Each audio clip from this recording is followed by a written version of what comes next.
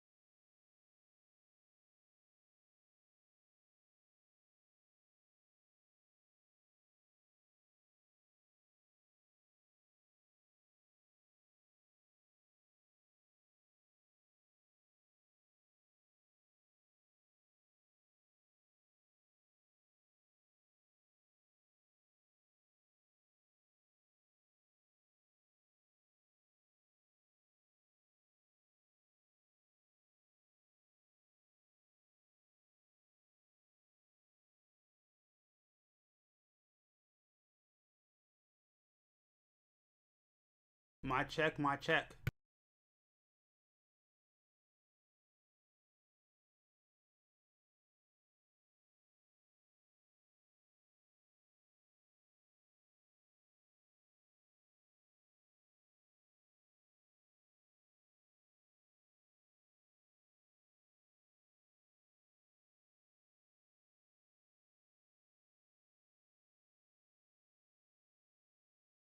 Hey, what up, Crockett? Good to see you, man. I'm about to start pretty soon here. Just testing a couple of things and we're about to get started.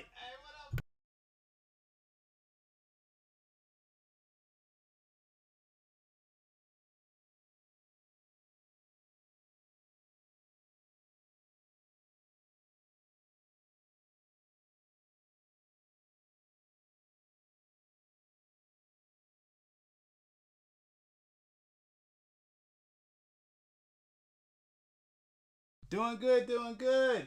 Just like I said, just doing some quick tests real quick and we're about to get started doing a monthly live build.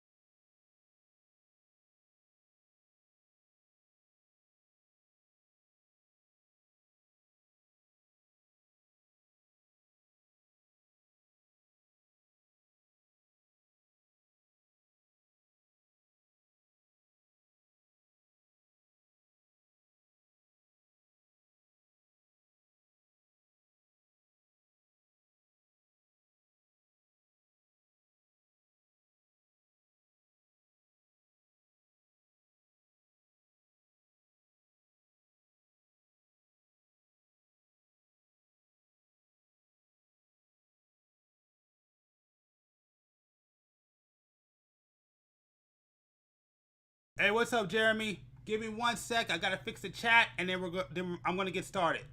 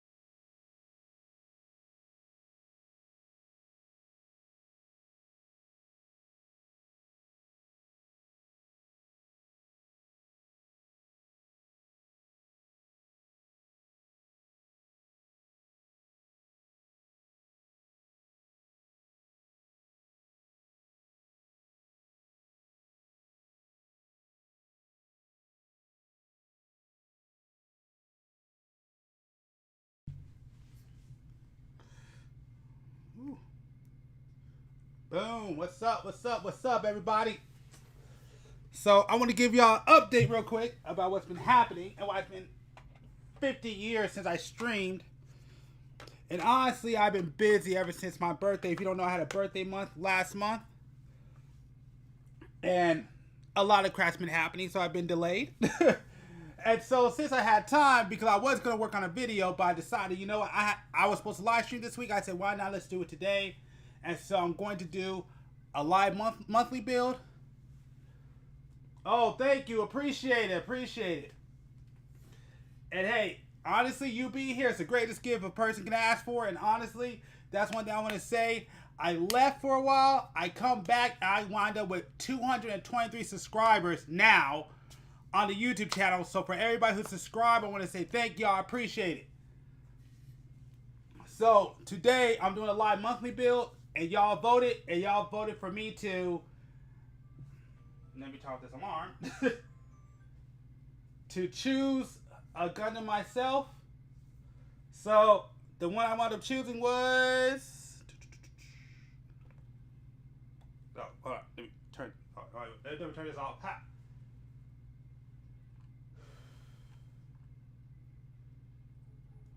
Was this guy. Since this is the only one I could find, I actually already had one, but I used it for parts. So I got this one again so I could build it from scratch. It's all because I couldn't find a Death Side kit, so I wound up going with this one because where I live, there's not really a big selection of Gundam. I was going to do a video about it, but it kind of got squashed by wanting to find this one, so I'm going to build this one today. Anyways, Jeremy, count for amazing. Dogs on the Seda Verka. Oh, Gundam Zero Verka. Are you talking about? What do you mean by that? Because I could go a lot of directions. Are you talking about the model kit? Because if you're talking about the model kit, oh, we got a couple people. Hold on.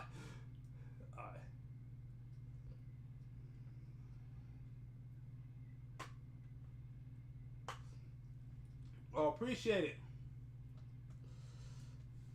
Yeah. Well, my views on the Wing series. Actually, no, let me bring it up. I'm gonna bring that up because that's what I was gonna do today, anyways. Let me bring it up real quick. So everybody knows what we're talking about. Where is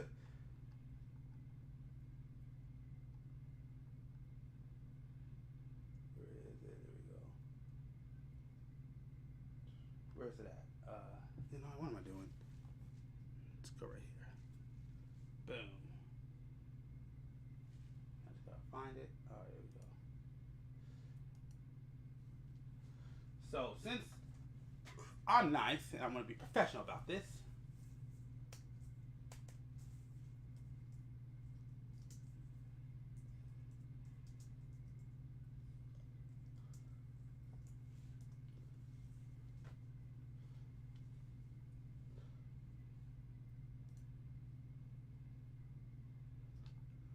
So if you're talking about this one, if you're talking about the 1/100 scales, I don't really have any thoughts on it, honestly.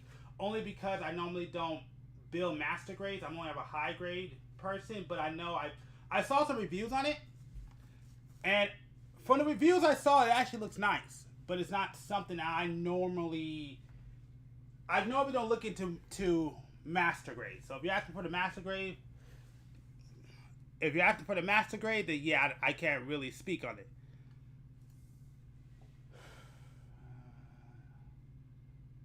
Yeah, like I said, I don't know because again, I don't really build master grades. I only build high grades. So that's the thing. So I can't. So I'll be honest with you, I can't really speak on it. So, but I will say it looks like a nice kit. I mean, if you want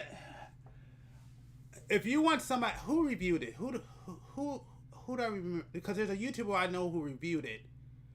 Oh, who was it? You know what? Let me try to look him up. What is that dude's name? What's it? Mecha something. I think he did a review on it, so I'll probably recommend you watch his video. High grades and real grades I could probably talk more about.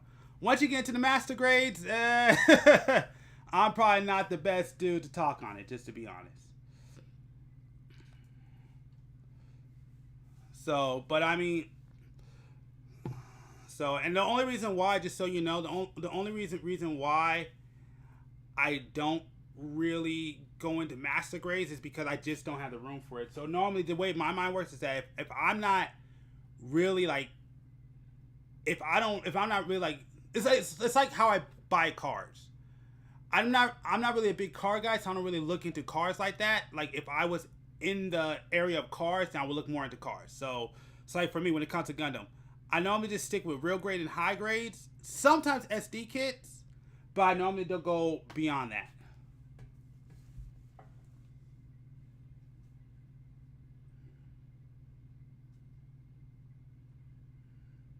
Okay, so the difference between from my understanding, what's the best way to explain it?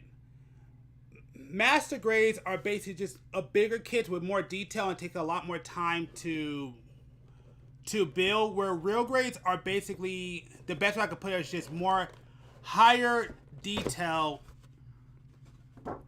higher detail, high grade kits. So you know what? Here, I'll show you an example. I'll give you one. I'll do you one better. I'll show you an example. Let's see. Where is it at? Where are they at?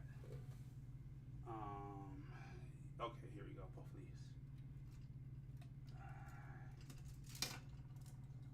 Crap.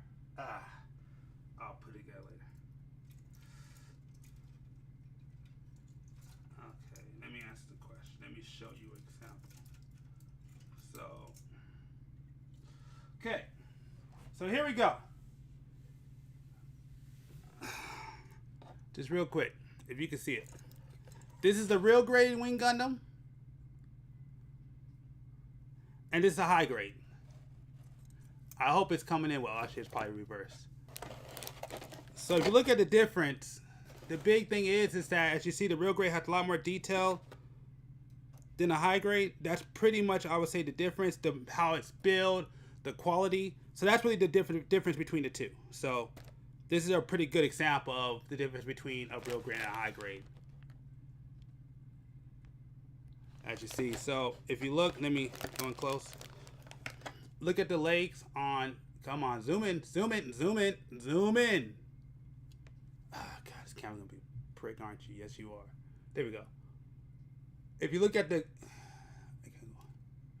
you prick, stop doing that.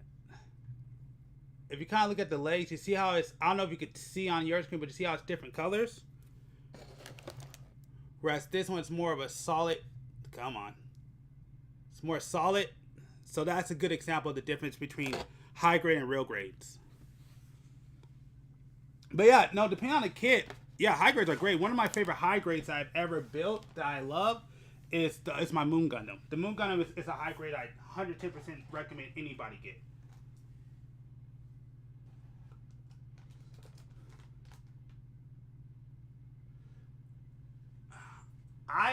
I actually do think pound lining is worth it because it brings out a lot more of the detail of the kits. I personally don't do it. because honestly, I just don't go buy them. But you know, let me give you a really good YouTuber because he does reviews and he's a good person. He's who I go to. Let me find him real quick. Shoot. Because, you know, if I can help y'all out, especially if y'all are just trying to get into Gundam building, I want to help y'all out for sure. Because this is a really cool little hobby. I love being in this hobby. Boom. Okay. Actually, you know what? Let me do that instead. Alright, we'll go to the bigger one. Boom. Let's see if I can find him. What is his name?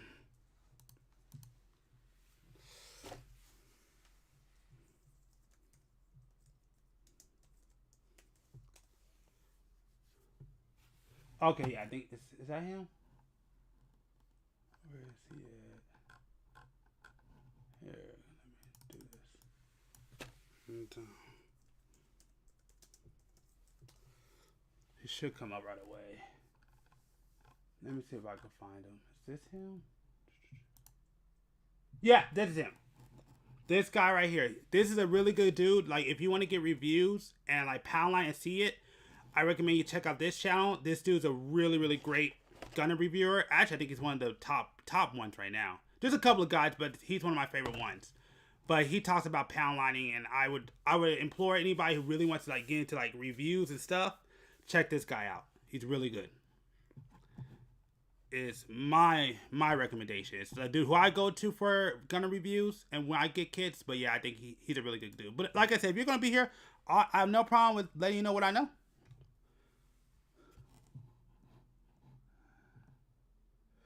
Yep.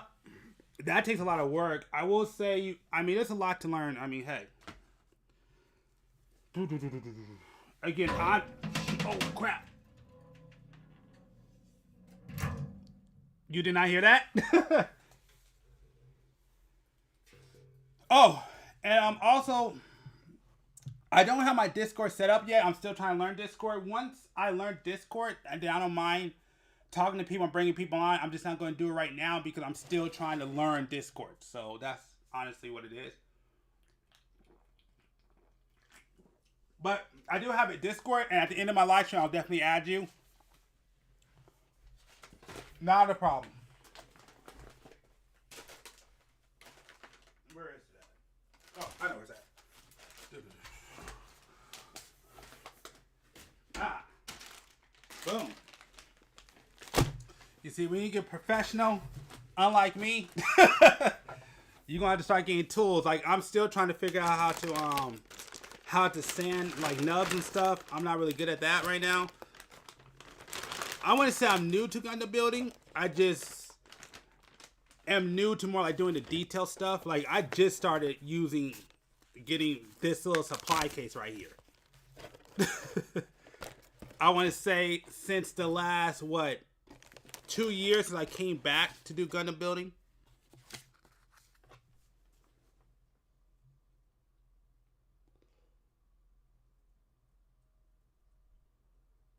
Yeah, trust me, I'm new to Discord. Yeah, I was just responding to somebody else in chat. Wait, hold up. Oh man.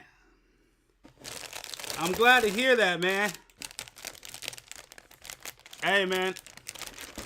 Hey, if it makes you feel better, I've been trying to learn. Oh, and just so you know, I'm talking to multiple people. Like, there's multiple chats going on right now. So if you don't realize, if you're not part of the conversation, it's because the conversation is in multiple places. So just letting y'all know. So you're like, who are you talking to? What's going on with this conversation? I'm having multiple conversations, but I'm gonna get to y'all as I can.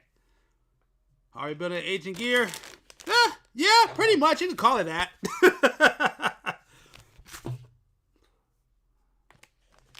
Oh, in this world today, man. Yep. Hey, man. Hey, man. I'm gonna tell you right now. Just all you gotta do is tell a girl, would you like to see my Gundams? And she's probably gonna look at you weird. You send her your Gundams. And trust me, it works. I'm not even gonna lie. There's actually a story of a dude who literally hit up a girl was on Tinder, and he asked the girl, "Do you want to see my Gundam?" And she thought he was talking about some weird stuff. Sent it over to him, and now they're married. So hey, just show a woman your Gundam, and you will find yourself a wife. That's all you got to do.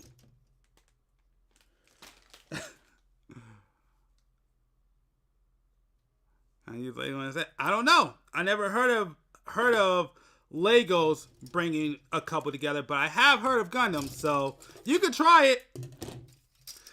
But I have a Gundam bias, so I was going to. Well, granted, I do have some Legos, which actually, do I have Legos? Or no? Okay, I guess they threw away all my Legos. Okay, so I don't have Legos anymore. But I can't speak on Legos, but I can't speak on Gundams. Gundams has gotten a man married, so I have no idea where this goes. Boom. Hey, just build a Lego Gundam. That's all you need to do.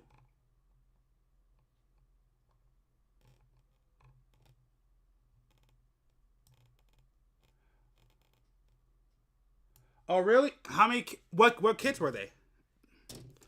So, because yeah, I actually got a ton of kits. I actually have a video on it. Oh, and just so you know, we're probably going to react in a little bit.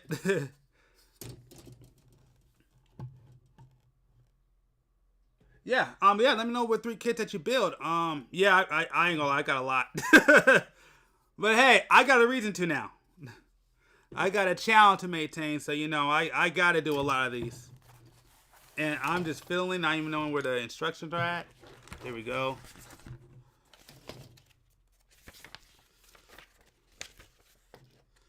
Alright, let's see. Okay, this build does not look like it's gonna take long. We'll see.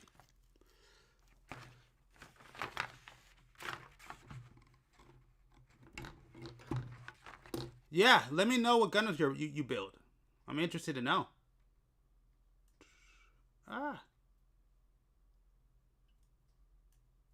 Okay, I got it. I'm just going to let y'all know right now I need to get a chat solution. Okay, the next thing I need to get built on this channel is a better chat solution for sure.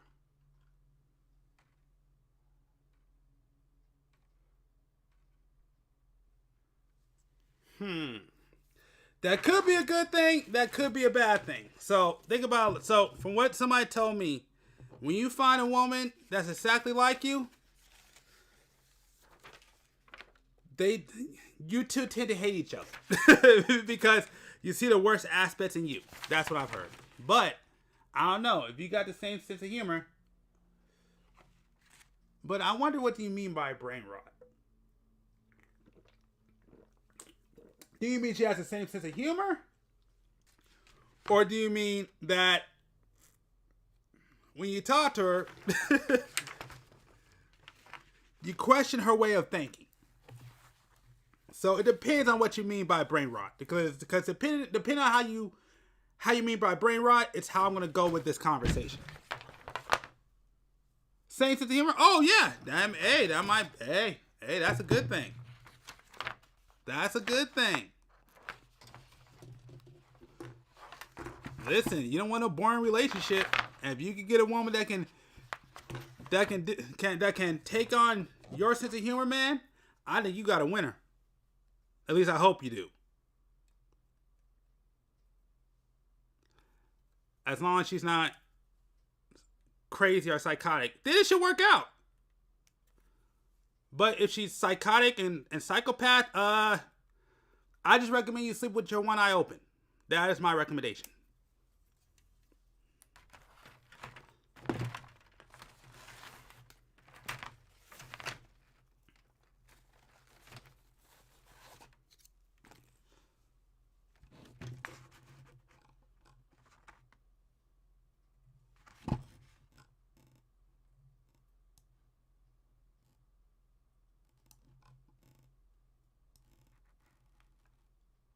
Okay. Oh, okay. So okay, there we go. Okay. You know, I'm gonna let y'all know I'm going. One of the things I will do in the future is I'm going to get a live stream solution for sure. Just to form SD Unicorn.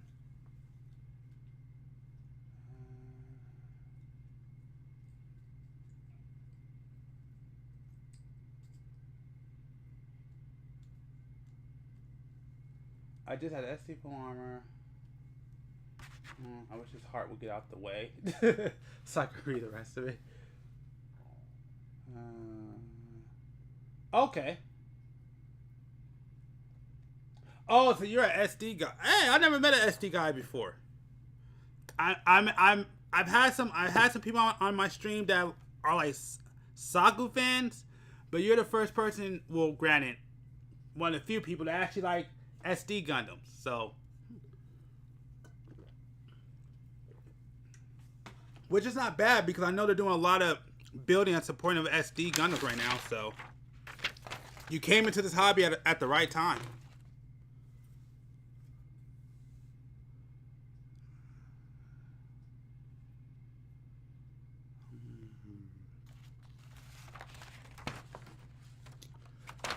Which is good. If you're the only person out your entire school that thinks weird, that probably means that you stand out. That means it don't matter what. Well, hold on. Okay, how can I say this? It means that you probably got a future. That's probably the best way to put it. You got a future in this world. Because people be like, oh, you're a weird dude, but guys like that, at least who I've known, yeah, they pretty much did well out of life because they normally think outside the box. They don't think inside the box. So, I take that as a good thing.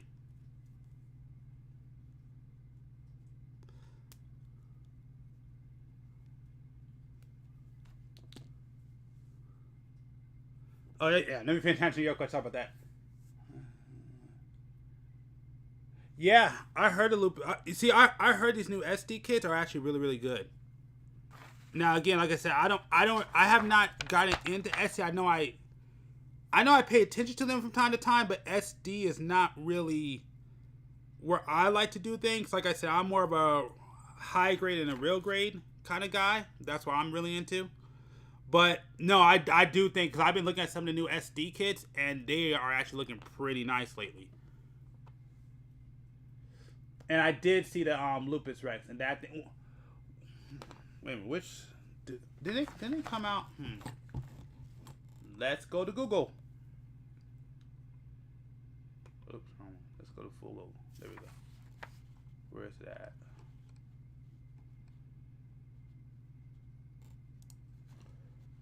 Let me see.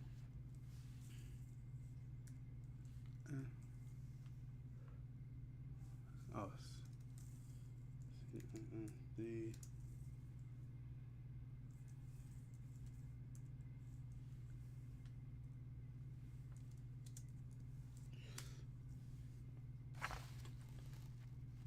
Let's see if it pops up.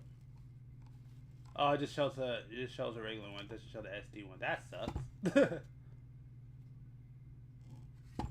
Oh yeah, man, absolutely. Oh yeah, no, absolutely. I set this up because I wanted my live stream. When you come to my live stream, I want to make sure that you come for the. Well, I try to entertain, but at least I want to give y'all quality. I wanted to make sure to do that.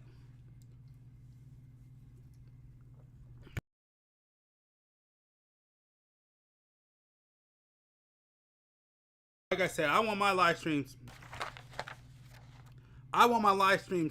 So y'all can come in and hopefully have some fun. Bare minimum, take your mind off of the crap that you deal with on a daily basis. Build a good. Hey, like I said, I mean, I know you can't see it, but we got Croc in here. One of the most entertaining guys on the chat ever. And I'm so happy he's part of this community. This dude is a legend. This dude was pretty much here from the get-go. And he's like a legend. I promise you, if this channel ever becomes big, I promise you he is going to be a force in this channel. Watch, when they ever do like a like a what you call it? What's it called? Retrospective. If I ever become like a big, huge YouTuber one day, if trust me, one of the people that will be mentioned is Crocky. Watch. But yeah, absolutely, man. When you come to my stream, I want to make sure that y'all come here and, like I said, bare minimum, you can take your mind off the crap that you deal with on a daily basis. That is my goal. That's my job. So, and also, you know, well, at least with this stream, to have conversations like the one I've had with you about Gundam kids and give you my knowledge and share my knowledge, because yeah, I do want this. I absolutely do want this hobby to grow, because I think it's a great hobby when you're like bored and you ain't got nothing to do. You know, I think it's a cool little hobby to get into, especially if you're trying to get to the point of building. I know I've already tried building a couple of times. I'm not at that level, but that's the goal.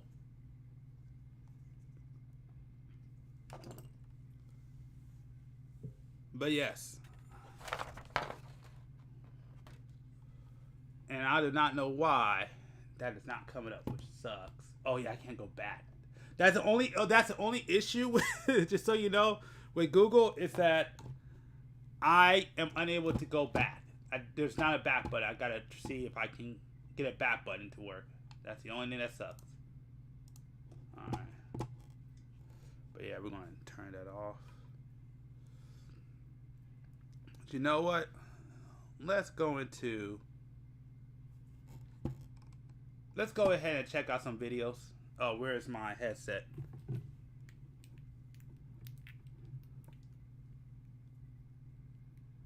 Yes, exactly, Crocky. Embrace the weirdness. Hey, I'm a little weird too. And I love it. You know why? I'm not like anybody else.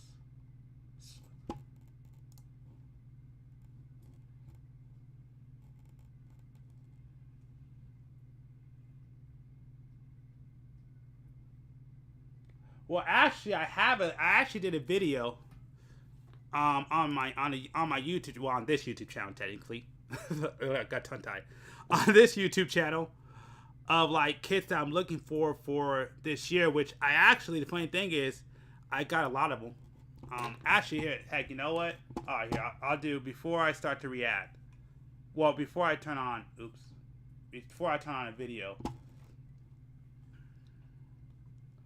I'll do one thing that I'm looking at right now. Oh, wrong one. Get out of here. Okay, let me look. Interact. Let's see. Oh, I guess I should let you know about this website, P Bondi, where you can get exclusive kits. But the one I'm looking at right now, which I cannot afford right now, which just came back in stock, is... What's that?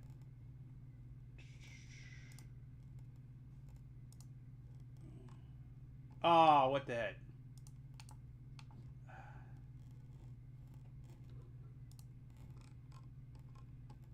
Gonna come up? Oh, you're not gonna come up. Oh, there it is. Boom. This is actually the one. It's not a Gundam kit, but this is actually the one I currently want to get. I can't afford it right now. Don't have the budget for it. But that's the one. But yeah, I know exactly which one you're talking. Actually, no, I think that is on my list. I think that one's actually on my list. So I think you might be right. But that right now is the next kit I really want to build right now. Boom.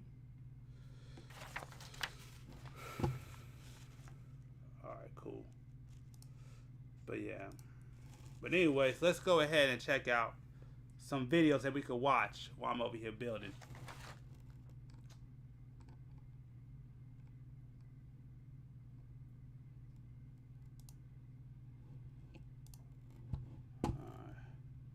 So what is going on the YouTube interwebs today? What happened? Oh. Should we check out the fumble? It is 3 days ago.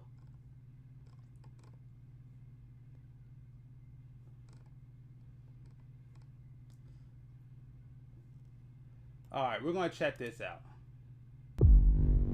I know we don't like to watch videos too new, but we'll do it today. Imagine for a moment you pissed and soiled yourself very publicly and very embarrassingly while performing what is supposed to be one of your most crowning achievements. You want to forget about it, sweep it under the rug, but even despite your best efforts, you still remember. Everyone still remembers the fact that you charged. And make sure all these videos I watch, if y'all don't mind, subscribe, because I know these people do put a lot of work into these videos, so I always want to make sure that people subscribe to the channel if you can. You know. But anyways, I'm looking at like 3 things at once, but here we go. People good money to watch yourself piss in your own pants. So it haunts you to this day, always in the back of your mind. The memory bubbling up in the most inconvenient moment. Because nothing is ever forgotten. That's the kind of video game we're looking at today. Hey Kings, it's ya boy, Teams of Regret. Today we're looking at a game that Bandai Namco found so shameful they completely swept it under the rug not even a year after launch. Hoping nobody remembers they even... I do. I remember. I have a long memory, Bandai. Is that better? Let me know if that's better. So before Bandai tries to erase the memory of all their shenanigans with the next entry in their game series, let's take a look back at the franchise black sheep of Bandai's Gundam Breaker series. That being, New Gundam Breaker.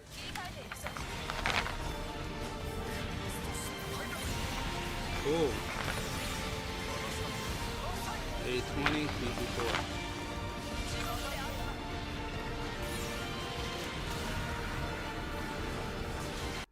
I'm so happy I did not buy that one because I heard so many bad things about that Gundam Breaker game. I'm so happy I missed that one. I'm very happy I missed that one. Oh, you do? Yeah. Okay. I think you're the first person I heard that says it's actually okay. I never played it, but I did see the reviews because I was thinking about getting it. But when I saw it, I don't know.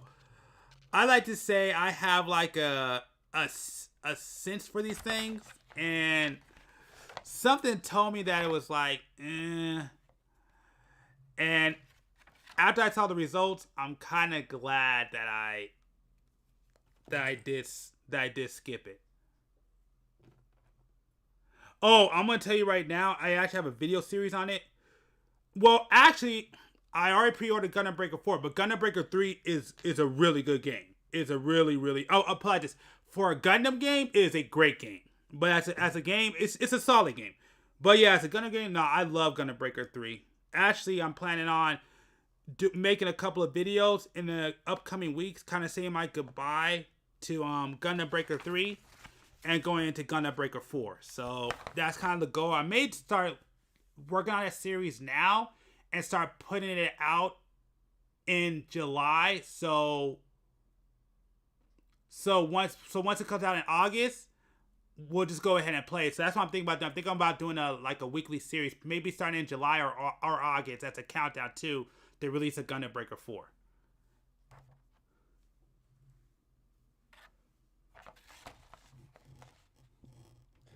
You know what? I actually pre-ordered. I'm probably gonna call Sony and see if I could upgrade mine to the most expensive one because it's only $10 off. So I'm probably gonna call them in a week. Well, probably sometime probably next week. I'm gonna call them and see if I can upgrade it.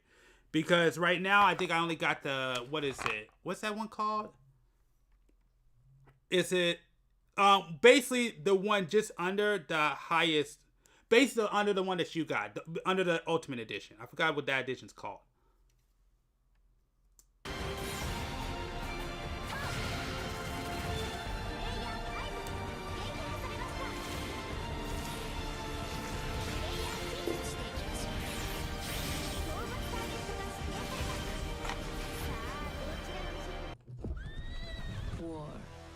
Their soldiers.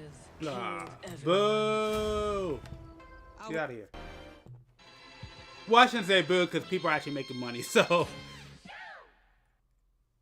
Do you like building Gundam models? I love building Gundam models. Nothing quite brings me as much joy as putting together these little plastic guys, customizing them and coming up with little stories on why they're the way they are. Many people feel the same, I'm sure. I'm also sure that many people would love to see their own Gundams move and take on life of their own and maybe fight other people's customs.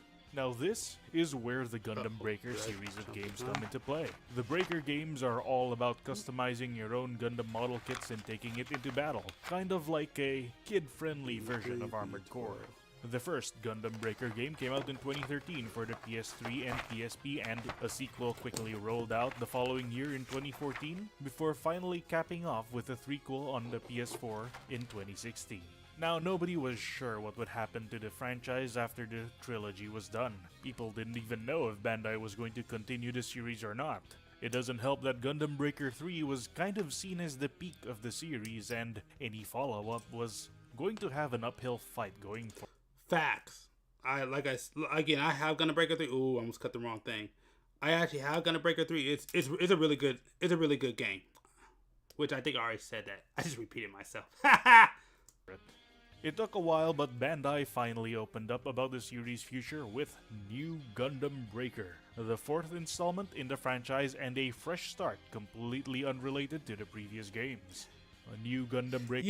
Yeah, that's actually one of the new kits that's coming out in Gundam Breaker 3. So yes, that is its debut. So I know that for a fact because I actually looked that one up. And actually, that's one of the few Xeon kits that I actually do like. I'm not really a big Xeon fan, but that's one of the few mobile suits I actually like from Xeon. Plus, I have a little bit of history about it when I used to make my own Gundams in Photoshop back when I was a kid. Breaker would also be the first time a Breaker game would be released outside of the PlayStation platform, as a Steam release was also confirmed. Hype was through the roof. Fans were excited, eagerly awaiting for the chance to rebuild their old Gundams in the new game, wondering just exactly how Bandai could ever improve upon peak. And then the game came out. As it turns out, New Gundam Breaker was just a straight-up downgrade compared to Gundam Breaker 3. While I've never played the older games myself, mainly because I don't own a PS3 or a PS4, I've had the chance to talk to some friends, mainly Turbo Furby on Twitter, about the previous games, and ooh boy, the things they told me are wild. You can easily tell the New Gundam Breaker sucks without knowing anything about the series beforehand, but getting perspective really drives home just how big of a fumble this game is. In fact, New Gundam Breaker was so bad, Bandai has done whatever it could to make people forget about it. When a Gundam Breaker short anime spinoff was released online a few years ago, New Breaker was completely ignored, with the shorts focusing on Gundam Breaker 3 and Gundam Breaker Mobile. Though just calling the game bad isn't quite enough to make one understand the complete scale of New Gundam Breaker's failure. We have to get to the nitty-gritty parts of it to get a complete picture, so without further ado, let's start with the least egregious parts of the game, which is presentation.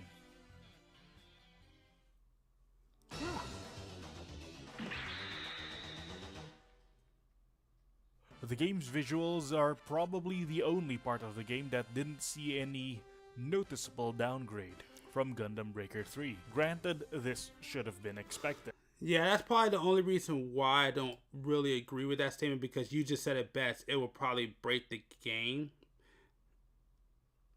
So that's, because the thing is that I wouldn't mind it, but then what would you, because just creating your dream Gundam outright,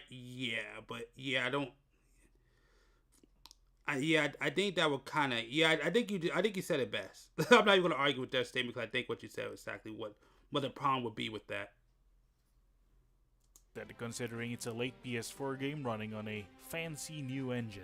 The models look sharper, the lighting looks moderately better, the textures look crisper, but this is all relative to the game it came after. New Breaker might look better relative to Breaker 3, but it still looks rough compared to its contemporaries. You see, New Gundam Breaker is a 2018 title. This is the same year that I can't wait till I get to the point where I can paint. Because these stickers suck, just so you know. Red Dead 2, Spider-Man PS4, and Battlefield 5 came out. Now it might be unfair to compare a $40 game to a AAA release, but even AA releases of the year were graphically more advanced. This largely boils down to the fact that New Breaker tried to go to the photorealism route instead of some other artistic direction. Even with a powerful engine like Unreal Engine 4, photorealism takes a lot of investment to get looking right, which frankly New Breaker didn't. Now, I suppose I shouldn't be too harsh on Bandai for not having too much resources to spare for New Gundam Breaker. I mean, it's not like they're a multimedia megacorp worth in the billions of dollars with a large gaming publisher working in sync with their massive film distribution arm and world-class toy division, but I digress. The graphics, while perfectly fine. Okay, this is my only issue with that statement. And yes, facts. I agree with that AAA. My only issue, though, the thing with Bandai, I've talked about it before, is not the Namco side of things. But I don't know how long you've been around, but I remember when Bandai was its own thing. And Bandai, the one big issue with Bandai, no matter what, I get what people say they're a multi-million-dollar corporation, but Bandai never really made games never made games that were that changed the world. Like they never really done that. The stuff that they brought in from Namco has done that, but Bandai for years had so many franchises, but they never really made that one game changing, defining game on the Bandai side. And I know people want to say Namco. No, Namco, because before Namco was his own company, then Bandai bought him out. But no, the Namco side, yes, like Soul Calibur, great. But if you ever look into Bandai games, you'll start to realize how like Bandai, they don't really put effort into the games to me like they should. And don't get me wrong, I like Bandai. I'm not. This is not like a hit. Like you shouldn't buy Bandai games. But I'm just saying, like I never see the Bandai side of things ever make a game that just had everybody like lose their mind. Ever. They always make games. They always made games that were like solid and really good, but but the history of Bandai, they never made a game like even Gundam Breaker 4. To me, it's going to be a great game as a Gundam game, especially a Gundam Breaker 4, a Gundam Breaker game. But I know what I'm getting myself into. I know for a fact that if I had some of my friends play that game, they're going to be complaining the entire time. And that's not a knock to say that's not going to be a good game, but I understand that game is really for, like, you really got to be a fan to really enjoy that game. Hopefully I'm wrong. But I would say I can at least speak for Gundam Breaker 3. Yeah, you got to really be a fan, because I know, like, I had one of my friends play that game and he was bored. So, but doesn't mean I'm trying to knock Bandai, say it's a horror, but it's just to be honest. So that's my only issue. But yes, I do agree with your statement that AAA games ain't what they used to be, and I'm planning on making a video about that too, about kind of my issue with gaming today. But I kind of want to hold off for a little bit before I make that video.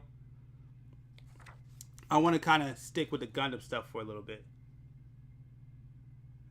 From my understanding, I don't really know much about it, but yes, there will be a story with Gundam Breaker 4. Actually, from what I heard, some of the cast from, I think, is it mobile, or is it? It's either the mobile game or the side, or probably both. But either there's supposed to be some cameos from the OVA short that they put out, and I think there's going to be some cameos from the actual Gundam Breaker mobile game that shut down. What is it? I think last year. So yeah. But there should be a story. But yes, from my understanding, there will be a story.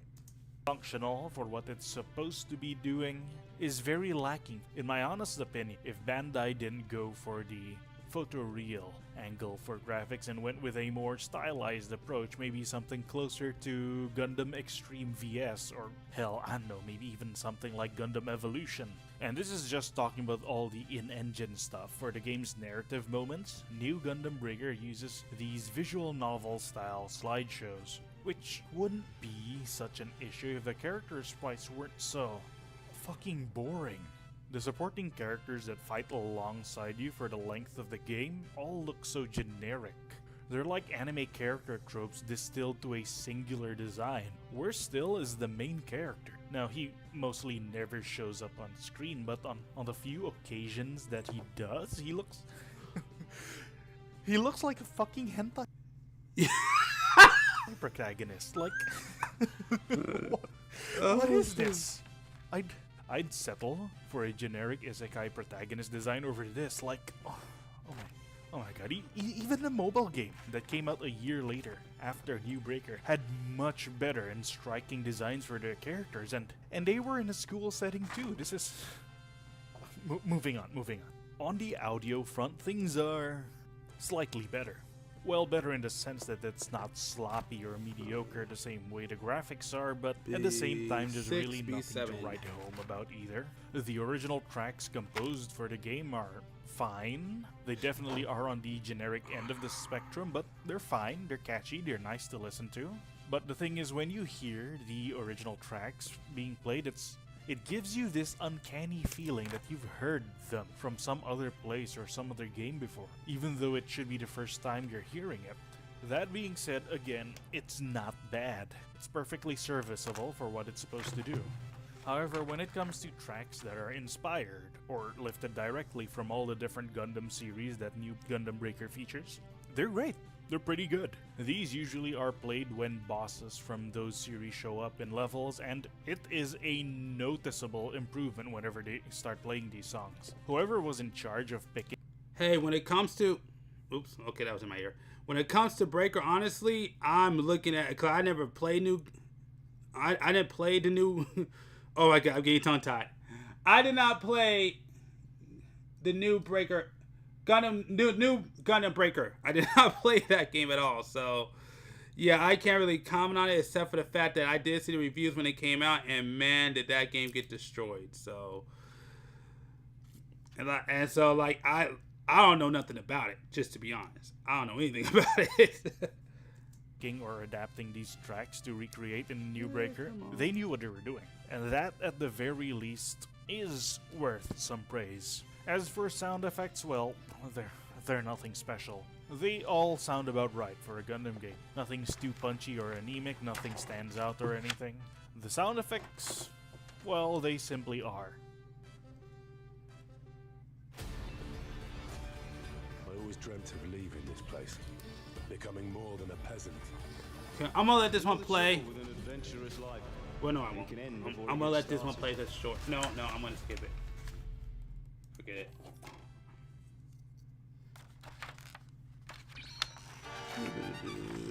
B11.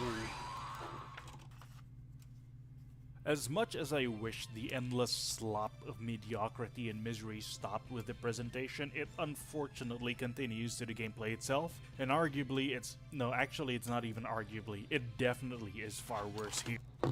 Oh, what did I do? Ah, that's what I did. Oops. Now, I hesitate to call New Gundam Breaker's gameplay the worst part of the game, solely because the story exists, but that's a bridge I'll burn when I get to it. First off, though, there's something to note. On PC, the Steam page for the game says that it supports mouse and keyboard controls. This is true in the same way that you could fuel an M1 Abrams main battle tank with 500 gallons of cognac wine and that it would run. Like, sure you could, but why? New Gundam Breaker is the same way. You could play this game with a mouse and keyboard, but it's not good for the soul. I'll explain more in a bit, but suffice to say, if you feel like torturing someone for shits and giggles, make someone play this game with a mouse and keyboard. Now let's start talking about the gameplay proper. On the surface, New Gundam Breaker's combat seems alright. It's kind of sort of a hack and slash character action type game where your goal is to beat hordes of enemies and or Basically, the Dynasty Warriors. Complete objectives in an arena. The moves and abilities your Gundam can use depends on what parts you've equipped with. Different melee and range weapons have different kinds of attacks and chain into different combos differently. A beam saber is gonna combo differently to a heat axe. A beam rifle is gonna work differently to a bazooka. Different weapons all have different stats, and a few will have secondary abilities, like the Jesta rifle being able to fire in full auto and semi-auto. For all of New Gundam Breaker's faults, at the very least they didn't screw up this part. Putting your Gundam together and figuring out what fighting style best suits you it's pretty enjoyable, even with the restrictions that Bandai chose to make with the builder part system, which now only gives vague stat bonuses instead of new abilities like in previous games. The building, it's fun. Unfortunately, I can't quite say the same about how you collect the parts to build your Gundams in the first place. In an attempt to shake up Breaker 3's combat and collection system, New Gundam Breaker introduces these carry slots that are on the bottom of your gameplay screen. All the Gunpla parts that you collect during battle goes into these 5 slots. In the heat of battle, if you find a part you like or you need to replace your broken parts, you can hot swap your currently equipped part with the ones in your carry slot. Conceptually, this isn't bad. It could create for a lot of dynamic and emergent gameplay as your Gundam loses its equipped parts, forcing you to replace it with the ones you're currently carrying. In practice, however, this makes parts collection a total chore, because if your Gundam gets trashed into battle, you'll be dropping all of these parts in your carry slots. Yeah, I heard. I didn't understand why. This is the first time I'm hearing it, but I heard a lot of people complained about that. I never really understood why. Now that I'm watching this, I understand why now. If you don't want to lose it, you have to run all the way from all this excitement and fighting, and you have to deposit the 5 parts you're currently carrying in these specific locations, which randomly changes between every other harvest. And I cannot overstate how disruptive this is. You can't fully enjoy the combat of the game because you're too busy looking for the parts you want to collect. And you can't fully enjoy collecting parts because getting blasted while grabbing parts makes what is already a chore to begin with to be just entirely frustrating. To add insult to injury, buying parts out of the in-game store it's hideously... Hey, my recommendation, if you can afford it before Gundam Breaker 4 comes out, I would probably recommend you try picking up Gundam Breaker 3 and try that out. Just a recommendation. But, I don't know, you got 2 months away, so... unless you could get it in like the next couple of weeks, I probably would just say wait for Gundam Breaker 4. Expensive.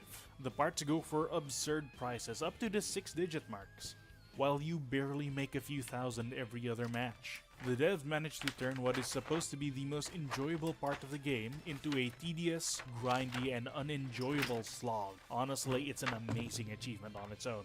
Now that was just the collection part of things. Now we're on to the combat, and it is just as bad. And it pains me because conceptually, it's fine. Good even in some parts. Since different Gunpla parts have different stats, behaviors, and abilities, there's a damn near infinite amount of combinations you can mess around with to create unique builds that cater to your playstyle. Ranged weapons whittle down the enemy from afar but have an energy bar so you can't just endlessly beam spam me like your Jesus Yamato. The melee weapons have a light and heavy attack, and if you pull off the right combo, you can air juggle the enemies or even corral them around like it's frickin' Dynasty Warriors. Different weapon combos can be chained with different abilities to keep the combo going, and it's very satisfying to see all the different parts interact with each other. Unfortunately, in practice, the combat is fucking horrendous. Even if we ignore the lack of a dodge or block button, which means if you get stun locked by the enemy. Every time I hear Jesus Yamato, I just want to shout on Wacky, what's the name? Wacky Modder, what's it, 84? That's the first time I ever heard that one. That, to me, that dude was a legendary Gundam YouTuber that kind of was before his time, but didn't stay around long enough. So, but yeah, I would recommend check out Wacky Modder 84. I think he still has video up on YouTube, but yeah, that dude was really good back in the day. it's basically game over for you. New Gundam Breaker made the baffling decision to lock all of your abilities behind your X-Frame level. Now, X-Frames are a new addition to the Gundam Breaker series, starting with New Gundam Breaker. Now, this is supposed to be so that you could specialize in either support, ranged, or close combat roles. Again, conceptually fine, but a complete disaster in practice. This is largely because in every single match, the X-Frame always starts from level 0. And because you start in level 0, you cannot use any of your abilities straight off the bat. This means, to unlock your part abilities and to use your Gundam to its fullest potential, you have to level up your X-Frame like it's a fucking MOBA game. Given that enemies don't always drop X-Frame XP after getting destroyed, this means that the most reliable way to level up your X-Frame is to destroy supply crates that randomly spawn all over the map. Which, just like parts collection, means you have to yoink yourself from the heat of the action in order to actually do it. And as if that wasn't bad enough, the abilities you unlock every time you level your X-Frame is completely randomized. I wonder if he did a video on Gundam. I'm gonna see if he did a video on Gundam Breaker 3, we'll watch that. So you can kind of see the difference between the two. So if you want to make sure you get to use all of your abilities, you have to farm supply crates for a few minutes until your X-Frame reaches level 7. Now, after all that borderline ranting I just did, one would start to think that the game's combat can possibly get worse. Because how could it, right? Oh, but it could. It's so good. And not only could it did. Because, ladies and gentlemen, New Gundam Breaker has the distinct honor of having what I believe is the single worst targeting system ever shipped in a video game. Like, it is completely unreal how bad this thing is. For one, the sensitivity on this thing is insane. Even a little tap on the right stick will see you changing targets. This is why I advised against playing with a mouse and keyboard earlier, because even the most minute movements on your mouse will have you swapping targets. With how hectic things could be in this game, you could very well start jumping between enemies like a fucking pinball. It's made worse by the fact that the lock-on system prioritizes targets closer to the center of your screen as opposed to enemies closer to the player. There's going to be plenty of moments where the game decides it wants to target that one supply crate on the other side of the map instead of this guy who's currently kicking your ass. It's this kind of terrible game design that turns an otherwise mediocre combat system into something that's just... it's just bad. Is it scary being a lady FBI agent? Yeah. The letter was left. What, really? I'm so glad you're here. I'm not gonna lie, because I did not play Gundam Breaker, so all this stuff I'm learning right now from you. That is crazy, and from this video. With the bodies. Signed with one word. Long legs.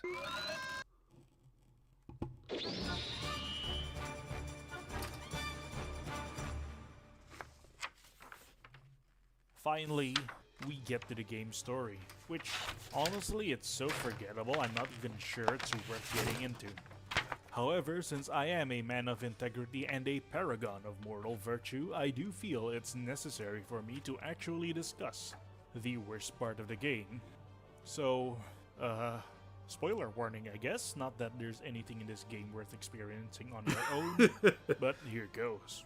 New Gundam Breaker takes place in the distant future of 2028, after an unspecified virus of unknown origin wreaks havoc all over the globe. The world has fallen into a state of chaos. National governments have lost control, losing much of their prestige and power, and becoming eclipsed by megacorporations who now wield immense power and influence thanks to the private armies in their payroll.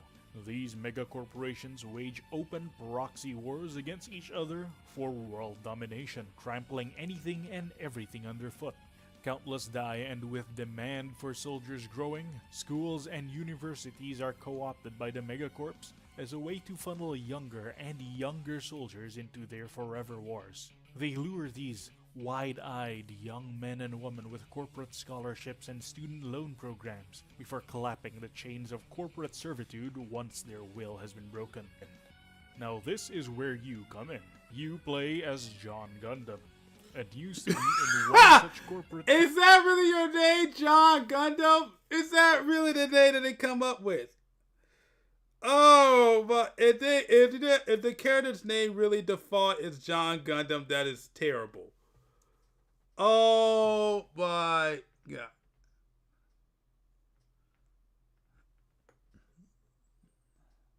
training facility meant to create the perfect mech pilot using Gundam model kits as a training tool.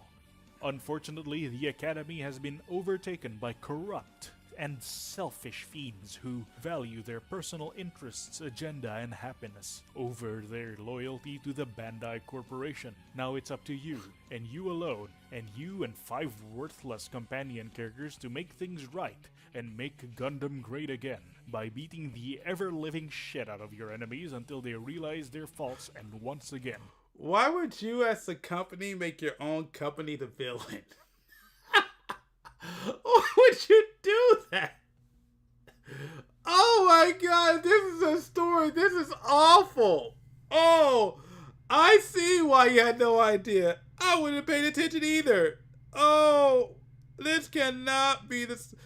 Okay, okay. Swear loyalty to the corporate overlords that watch over them. But James, that doesn't sound right at all. I hear you say. I thought New Gundam Breaker was a kid-friendly game about building Gunpla and Gundam model kits and stuff. Well, you thought wrong. What I said here is obviously the correct one, and it's not like there's anybody out there to contradict me considering nobody fucking finished this game. Anyways, the game's campaign is, confusingly enough, structured like a dating sim, where you have different routes, with each route focusing on a particular supporting character and your growing relationship with them. Now, I'm not entirely averse to this. I think conceptually it could be interesting if the different routes have unique missions, different outcomes, all that jazz. But that's not how the game handles things. The overarching plot is largely the same, with the only differences being the visual novel-style dialogue scenes that you get. The missions you get to play are unfortunately very repetitive and samey regardless of the route you pick. Every single mission largely follows the same pattern. You spawn here, fight, do a randomized set of side objectives, then after a certain point, complete the main objective, which is usually beating up the main enemy of said mission. This repeats ad nauseum, even until the final boss mission, which one would think would be a special occasion of sorts, but it isn't.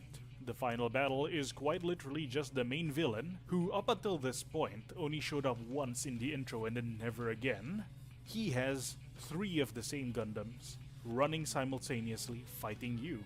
Like, the devs couldn't even be bothered to have the boss run 3 different but complementary Gundams that support each other. It's all so soulless and lazy, it's honestly the perfect microcosm of the entire game. The different routes you play through largely don't really matter, save for grinding for parts, since different kinds of enemies spawn in different routes. However, most of these enemies are pretty boring in the same basic generic bitch types. Ugh. All the actually interesting parts and enemies, fan favorite stuff like the Exia, the Strike, the H2, these are all separated in the optional missions, which aren't even a part of the actual campaign. Now, worse yet, most of the characters that the different routes focus on aren't even all that interesting, maybe except for Ryoko, and that's only because she gets the bare minimum amount of depth and complexity compared to the rest of the cast, who are largely one-note stereotypical anime trope characters. So overall, yeah, the campaign's kinda shit. I don't even know why I'm even getting in-depth into this. Jeez. There's really not much reason to pick up this game. I don't even know why you're still listening in on this. Like, how many of you are left? Why are you still here? Because I wanted to know what the problem was with this game, and hearing you, I understand. Oh, jeez, this is so bad. There is no reason to pick up this game, aside from the novelty value or morbid curiosity maybe. At least I have an excuse that I'm making money out of this video, so I'm getting something out of this game, but that's not the case for you people. Why are you even watching this video? New Gundam Breaker is just straight up bad. When I announced on Twitter that I was going to make a video on this game, I was warned repeatedly about how bad it was gonna get. So, you know, I didn't have much high hopes for it, but Holy shit, this game is way worse than I thought it was going to be.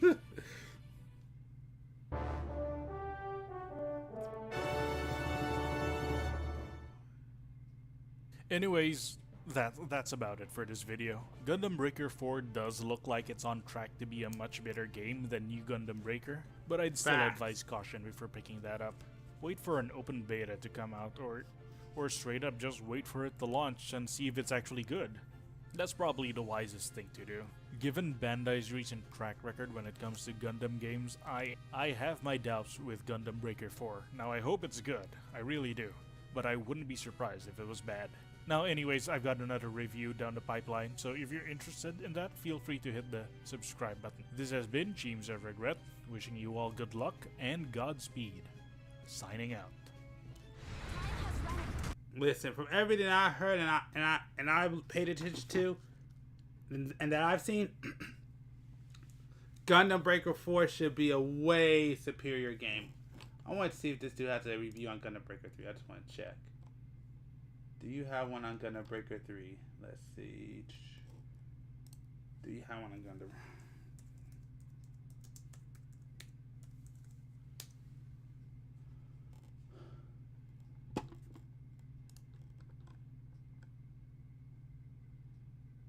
Nope.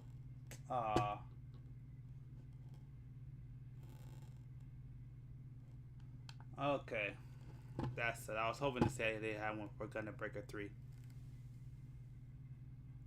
Yeah, I love that.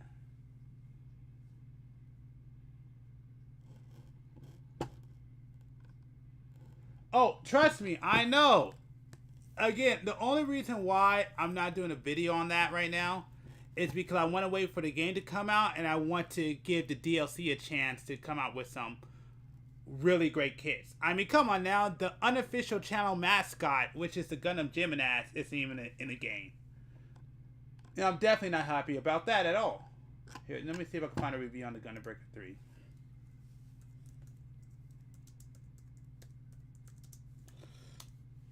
Because that dude was pretty good. Let's see. I have a newer one. 4 years ago. 7 years. Let's say 7 years ago. Yeah, let's go with this one.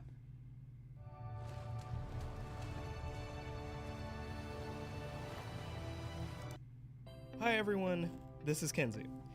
I've done this part about a good 3 times, and every time something changed. At first I was getting feedback from my Reddit post on the Gundam Breaker 3 subreddit, and I was prepared to give my thanks. Then this video blew up slightly, and I was ready to give even more thanks. Then I broke 100 subscribers. You all are another one! Yeah! Give you all what you want. A friggin' awesome Gundam Breaker 3 video. So if you watched the last video, you know what you're getting into here. In the last video, I reviewed New Gundam Breaker, and while I feel that New Gundam Breaker is, while painfully average, a fun game in its own right, I hear all too much about how Gundam Breaker 3 blows it out of the water. So, here we go. This is my review on Gundam Breaker 3 Break Edition. Yeah, that's the one that, yeah, I think I played that one. That's the one, that was that free-to-play one, right? That came out, yeah. Yeah, I played that one time, and yeah, I kind of quit. It wasn't a game that I wanted to, it was the kind of Gundam game that I really wanted to play. So yeah, I definitely get it. Listen, man, there's 2 franchises that is really tough to be a fan of when it comes to video games these days. Well, I would say in the past couple years, I would say probably, well, okay, maybe not the second one. But I would say Gundam, absolutely. That's one. And then another franchise that I'm into that has disappointed me in the past couple years is Digimon.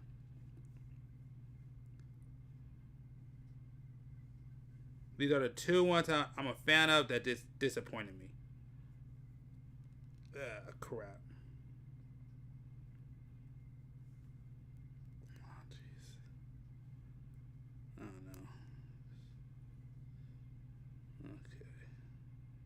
Okay, I see what it does. Alright. Let's see if I can get in there. There we go. Boom. All right. All right. Once again, I cannot wait to get away from, to learn how to paint myself. I get away from these freaking stickers.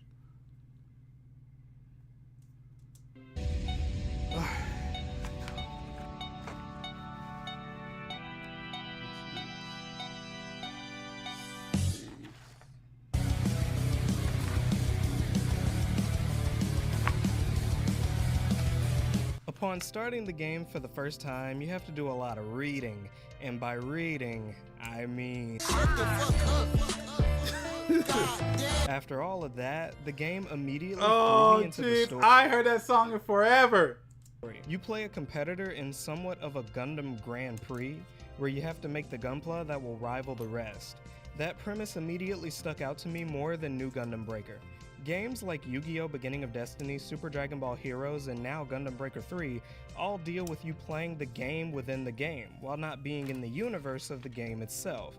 And I have a soft spot for games like that, so I immediately felt at home, honestly. The main character was pretty likable, and the characters you meet on your journey to being the best team definitely stick out more than the 3 girls you're forced to be around in New Gundam Breaker. The cast It can't be that. Is it really that bad? Holy crap. Man. Constantly switched up and added to the experience as well, especially the SD Gundam Knight that joins your party.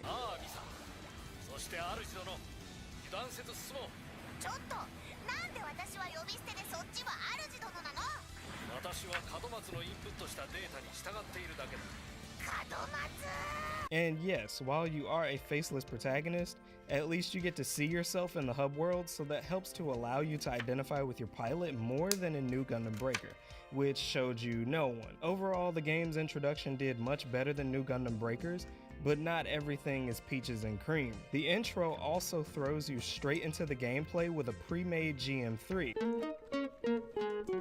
Yes, it does, but it's good. I like that though. I like that it just throws you in there, and so you gotta learn. Like, I actually do like that. I'm gonna be honest. I actually do like that. Yeah, dude, this game absolutely yes, because this game absolutely. While the intro is well done for those who like hack and slash gameplay, if you don't even like it, or Gundam for that matter, then you most likely will get bored pretty fast. Here lies the main difference I noticed early on in Gundam Breaker 3. The mission structure is non-existent. In New Gundam Breaker, the game gives you tasks to do during the mission that can at least keep you busy, but in Gundam Breaker 3, more often than not, you will mainly just be beating the shit out of Gunpla until you reach the final boss of the mission. Yeah, that's the one issue I had with it. It does get kind of repetitive. That's the one thing I'm like, okay, I hope they fix in 4, but I don't know if they will. Because like I said in one of my videos, I feel like this one is just trying to get the Gundam Breaker series back to par. And I feel like Gundam Breaker 4, that's why I say I more can't wait for Gundam Breaker 5 than 4. Because I feel like 4 is just to get it back to par. And I feel like 5 is what they're going to do to like advance the series. But they need to get back to par first. Then that's it. Like I said, I like that gameplay loop, but if you don't like hack and slash games, or beat 'em ups for that matter, which this game is closer to, you will most likely not enjoy yourself as much as someone else who does. But that's fine, because that initial intro, and I mean this lovingly, is arguably the worst part of the game. Because as soon as you finish that, you can customize your Gunpla, and that's when Gundam Breaker 3 begins to earn its reputation, and when New Gundam Breaker starts to show its ass. Remember when I said that you should most definitely get New Gundam Breaker for its customization alone, unless you have access to the Japanese series? Well, now I have access to it. New Gundam Breaker is a bit biter, Can I copy your homework head ass? Everything that New Gundam Breaker gives you is accessible from Gundam Breaker 3 and has way more to give you. All of the same options are here and available right after the intro tutorial level. The only thing you don't get that New Gundam Breaker gives you is customization of your inner frame. But you can ignore that your entire time playing and it's barely noticeable. You know what else is gimped in New Gundam Breaker? Builder's parts. I forgot to mention this in the last video. Thanks Zero Reverse R1 on Reddit for telling me this, but builder's parts in New Gundam Breaker allowed you to add different stats to your gunpla while taking away others. For example, putting a horn on your gunpla can give you more melee damage while taking away range damage. These parts can be anything from missile pods or a huge ass sword. Neither of these you can actually use. All of these things you pile onto your gunpla in New Gundam Breaker are unable to be used, while in Gundam Breaker 3 you can use every builder part you put on, which is just better in every way. You put on a builder's part and boom, you can equip the skill that it gives you. If you equip a hand grenade, you can use it. A hyper beam, you can use it. Some builder's parts give it's freaking tight. I love that. you access to an entire other set of combo attacks that you can do. This game is so fully loaded with options to customize your gunpla with that I was dumbfounded at how much New Gundam Breaker brought over and fucked with for no reason. New Gundam Breaker on its own is a good customization system. My bad.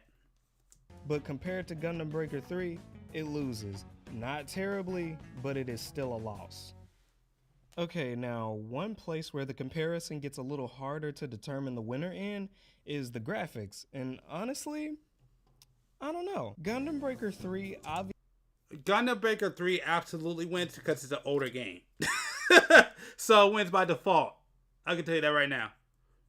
obviously does a better job with its action, and its polish is unbelievably higher than New Gundam Breakers, but in terms of just sheer looks, I can't say that Gundam Breaker 3 looks strictly better. They are both good looking in different ways. Like I mentioned in the previous video, New Gundam Breaker is a more toy-like portrayal, with the smoothness of the gunpla and the simple stylization of the environments, while Gundam Breaker 3 aims for a more realistic portrayal of gunpla. The models look very real, but not lifelike realism, but rather a gritty imitation of realism. One example I can turn to is the metallic setting for the colors in both games. All of the color options are the same in both games, almost identical actually, and the metallic setting allows you to make your gunpla all shiny and whatnot. But in New Gundam Breaker, the metallics actually look easier on the eyes due to the simplicity of it. But in Gundam Breaker 3, the metallics look very detailed. Being able to see all of the realistic reflection was also appealing too. Overall, both games look high quality, but they both accomplish different goals in that aspect. If I had to choose one that I like more, Gundam Breaker 3 by a long shot. Yeah, New Gundam Breaker nails the look it was going for, but Gundam Breaker 3 is older and will age more gracefully than New Gundam Breaker ever will. Did I not say that? I told you. This is also true in the gameplay as well, and wow, Gundam Breaker 3 puts this thing down, flips it, and reverses it. Is this? And wow, New Gundam Breaker is a bunch of bull. Gundam Breaker 3 in terms of gameplay feels like it was the one that was supposed to be the complete overhaul, but it wasn't. This game came out first. This game feels like it was made with life or death in the balance. This game plays amazingly. From the moment I started playing, I felt how much love and care was put into these systems. First things first, there is no XP to gain. You go in as strong as you were in the main menu, and you don't have your skills locked off as well. In New Gundam Breaker, not only were your skills locked off until you got enough XP to unlock them, but they were also on cooldowns. In Gundam Breaker 3, you only have cooldowns, and your skills are attached to your parts as well, but in this game there's a twist. In New Gundam Breaker, your gunpla could only perform the skills that you applied, but in Gundam Breaker 3, if your gunpla parts are naturally equipped with weapons by default, you can use them. Shin Musha Gundam has all of these sweet weapons on its back, and you can use every single one of them in a combo, and using them is no different from using an item. Another thing Actually, no, I didn't pre-watch it. That's the funny part. This is my first time watching this one. about weapon skills is that you can level up each individual part. So if you're using a weapon, I just understand I have Gundam Breaker 3. That's how I know. Like, it's... Oh, man. You'll get a bunch of weapon skills from it, and if you want to switch to another weapon of that same type, you can keep all of those skills equipped and not lose any stats from the weapon switch. And all of that is before you even move. As soon as you lock on, it is much more focused on one target. But the lock-on area is much more forgiving with switching targets. If there are multiple targets in your lock-on area, the cursor will switch to them and your area will stay put, allowing you to attack whoever you want without pounding your head into the pavement because the lock-on's stuck to a crate behind a wall or something. And crates aren't even in this game! Attacks are also able to be cancelled into your jumps and your dashes. So if you want to knock an enemy into the air and jump after them instantly, you can do that. You can even chain multiple EX skills in. I think that one, if you're talking about in real, I think that one's, isn't that one kind of hard to find now? I thought that one's kind of hard to find. I may be wrong though. Air, and if you lose them and they fall to the ground, you don't have to wait for them to get back up, which was a very annoying issue in New Gundam Breaker. Another annoying as hell thing in New Gundam Breaker that I can't believe I was ever okay with was being restricted to only holding 5 parts at a time. Now, I get it, they were trying to make it more based on your team supporting you while you deliver parts instead of it being a largely solo experience like in Gundam Breaker 3, but if you aren't playing with anyone, you're just waiting for your AI partner to stop playing hide the monkey with the Rig Dias across the map and deliver the goddamn part that they picked up by accident. It's restrictive, it's artificially hindering progress, and worst of all, it wasn't like this in Gundam Breaker 3 at all. It was a much more traditional system in the sense that you had no part limit, and every Gunpla had the chance to drop a part from that specific Gunpla unless it's a boss fight. Then they can drop a variety of parts, including the parts attached to it. Now you may ask me, but Kenzie, how do you know what Gundams are gonna spawn? In New Gundam Breaker, it was all random, but in this game, they tell you right there, which is godlike, because if you don't want another bajillion parts from Victory Gundam, you don't have to get them. That makes the grind awful in New Gundam Breaker, but here, not so much. You have to do more collecting, but once you get enough parts, you can buy the full set for very achievable prices. Gosh, with all of this good shit in the game, you'd think it was perfect. And it is, motherfucker! No, not quite. Let me humble this game a little bit. The mission structure is still kinda ass. The one thing I can give to New Gundam Breaker is that while its missions can get repetitive, for someone with a short attention span at least, those missions will at least keep them occupied. In Gundam Breaker 3, there's none of that. I've said it before and I'll say it again. If you don't like hack and slash or Gundam, you are very likely to get bored with just killing things. Gundam Breaker 3 really hopes that you get swept up in the grind. Yeah, I had to buy, where did I buy it from? What's it called? Asia something. That's where I had to buy it from, because I had to, I mean, there's other ways. I think there's another way to get it, but yeah, I forgot what the website is called. Something Asia. That's where I had to buy it from. But yeah, no, I'll be honest with you. I would recommend you get it. It's actually, you know what, man? If you get it, I recommend you get it and then come back and let me know if you can. I'll probably wait because we're so close to Gundam Breaker 4. But if you can, I'll recommend you go back and play that and compare that to the new Breaker Gundam. I wonder how you will feel. Because once you get past all of the perfection, it gets rather thin. Now, if you do like it, however, these problems just kinda go away.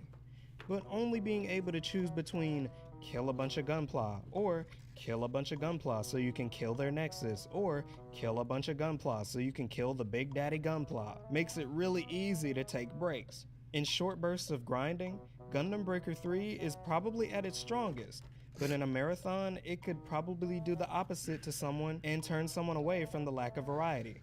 And while I hope that doesn't happen for those that hear that this game is amazing and the definitive Gunpla experience, it's very possible. I wasn't expecting to have to shut off my brain, but button mashing does have that effect on me sometimes. It's still a blast whenever I go back to it, but those times, unfortunately, are finite. So, I want to give you a little secret. And I think I might have said it at the end of the video, at the end of my gameplay, but I'll tell you a little secret. If you ever watch my videos and those times that you watch me fighting Gundams in my gameplay footage, and you just see me just swinging my sword or just swinging like a weapon and I'm like attacking a wall, at those moments, those are the moments that I most likely either falling asleep or I fell asleep. That's the truth. With all that being said, how do I feel about this game? Playing it right after New Gundam Breaker, I thought it was unreal that they would make some of the changes that they made, but the mission structure and the sheer repetitiveness of the combat in long bursts can grind on the patience of some, I'm sure. But let's get to the skinny of it. Is this game better than New Gundam Breaker? Yes. Absolutely. Gundam Breaker 3 costs just about $50 for the Break Edition, and it is the most complete package that you can ask for out of both of these games. The combat is a vast downgrade in New Gundam Breaker, and the change was so stark in the presentation, mechanics, and overall style that I didn't even feel like New Gundam Breaker deserved to be in this series at all. It feels like an entirely different type of game, a game made by somebody who didn't even know how to hold Gundam Breaker's jock. However, if you don't want to drop the full price for an import, settling for New Gundam Breaker isn't really shortchanging yourself either. It goes for about $15 at your local GameStop or EB Games, or hell, check out a mom and pop shop and see if you can get it there. Because oh my god, this is definitely an old video. Most of those shut down or got bought out. for that low price, you are getting a Gunpla battle experience that is fun in its own way. And that's okay, you know. I guarantee that if you can get past the mediocrity of this game, you can at least get your $15 worth making a couple of Gundams and meeting these wonderful ladies. But if you do get Gundam Breaker 3, be prepared to play it for a long time, because the longevity of it and the potential to play it is undeniable. I feel like it was made with player's choice in mind, and it respected the time I spent with it every single time.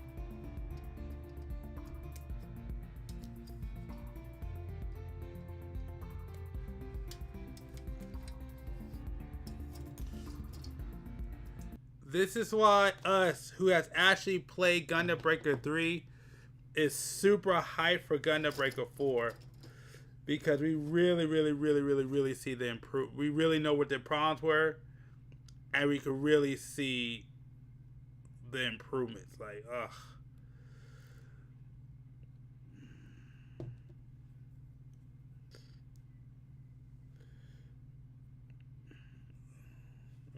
Where am I lacking? Is this way, right? Yep.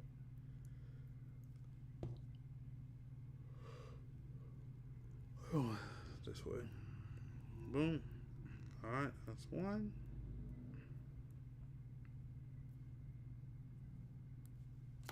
Then we do it to this one. Oh man.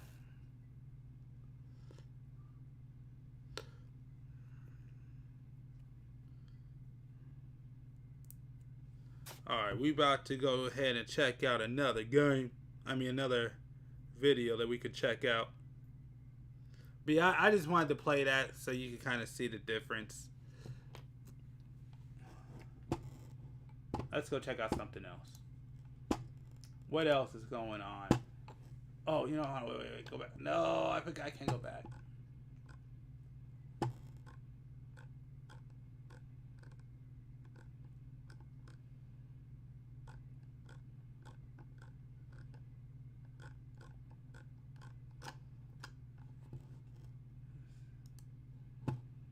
Let me see if it'll pop. I want to try to look for it again.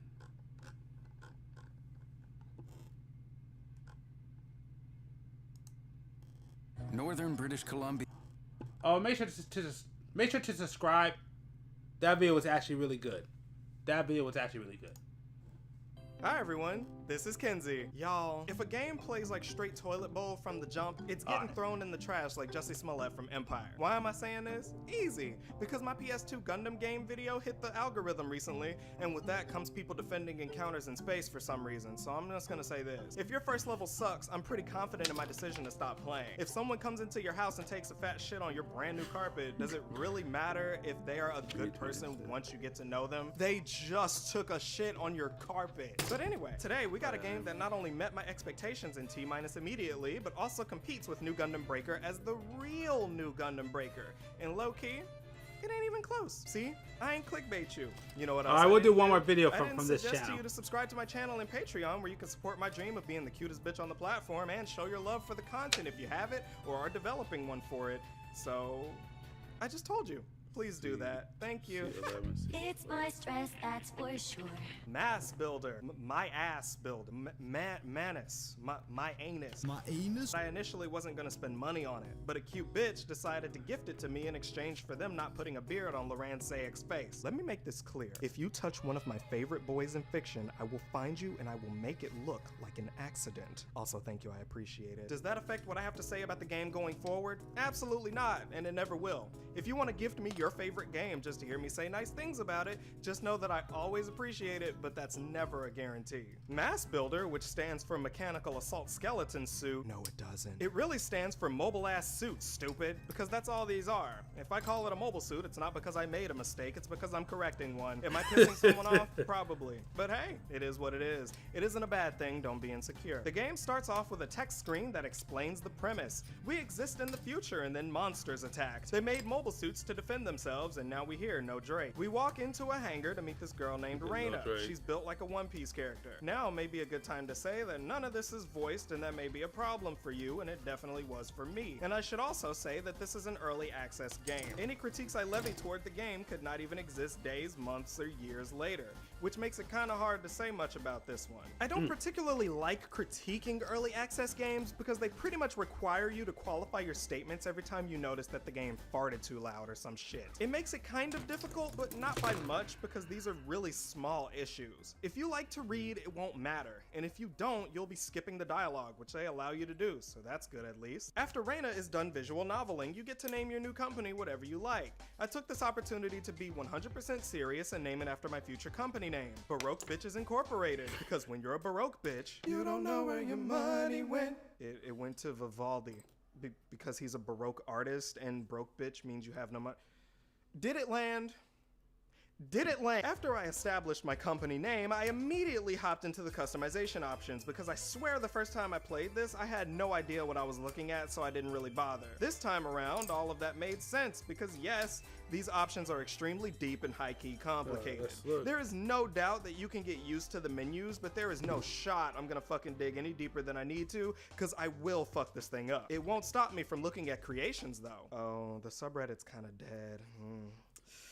Damn. The Gaffilians of Gundam creations look good though. Kinda supports my This is Gundam Breaker 4 thing, doesn't it? I'll deal with more of this custom stuff later. The most important part of this game is coming up, and I want to see what this team is bringing to the table. Okay, so this game controls not that great on controller. The stick is way too sensitive, and I went to the menus plenty of times to get it to settle the fuck down, this cocaine ass camera. Aside from that, the aiming on controller also leaves a lot to be desired.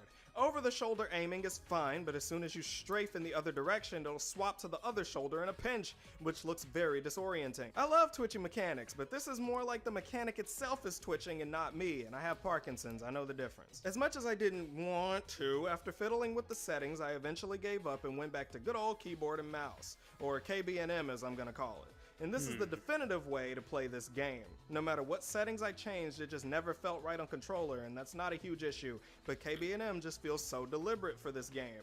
The aim twitch is still the same, but it is such an improvement over the controller that I'll let it slide. This is a PC game, I can only get so upset about that. Getting back to the hangar, another character gets introduced and they say words, as I expect characters to do. So I look back at the footage. Candolia actually got introduced earlier. I just didn't see her. She got introduced before the training mission. I just didn't see her.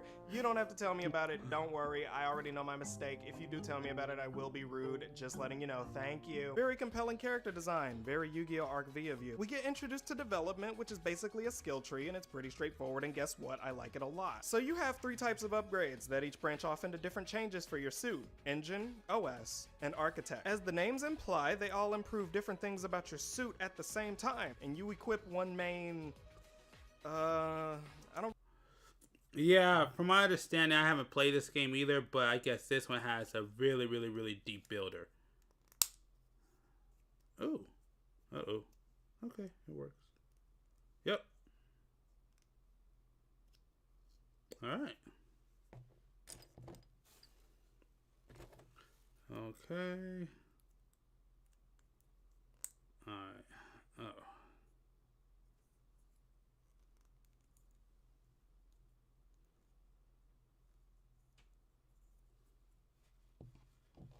Okay, let's do this. We'll do this.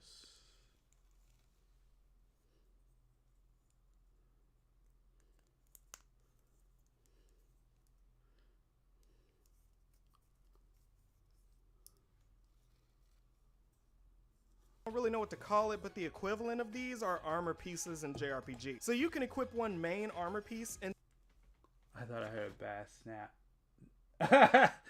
Yeah, nope. It was a good snap, not a bad one.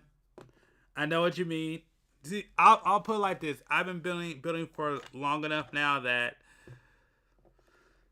yeah, the last mistake I made was probably, maybe now about 2 years ago, with, again, the unofficial channel mascot, Gundam Gymnast.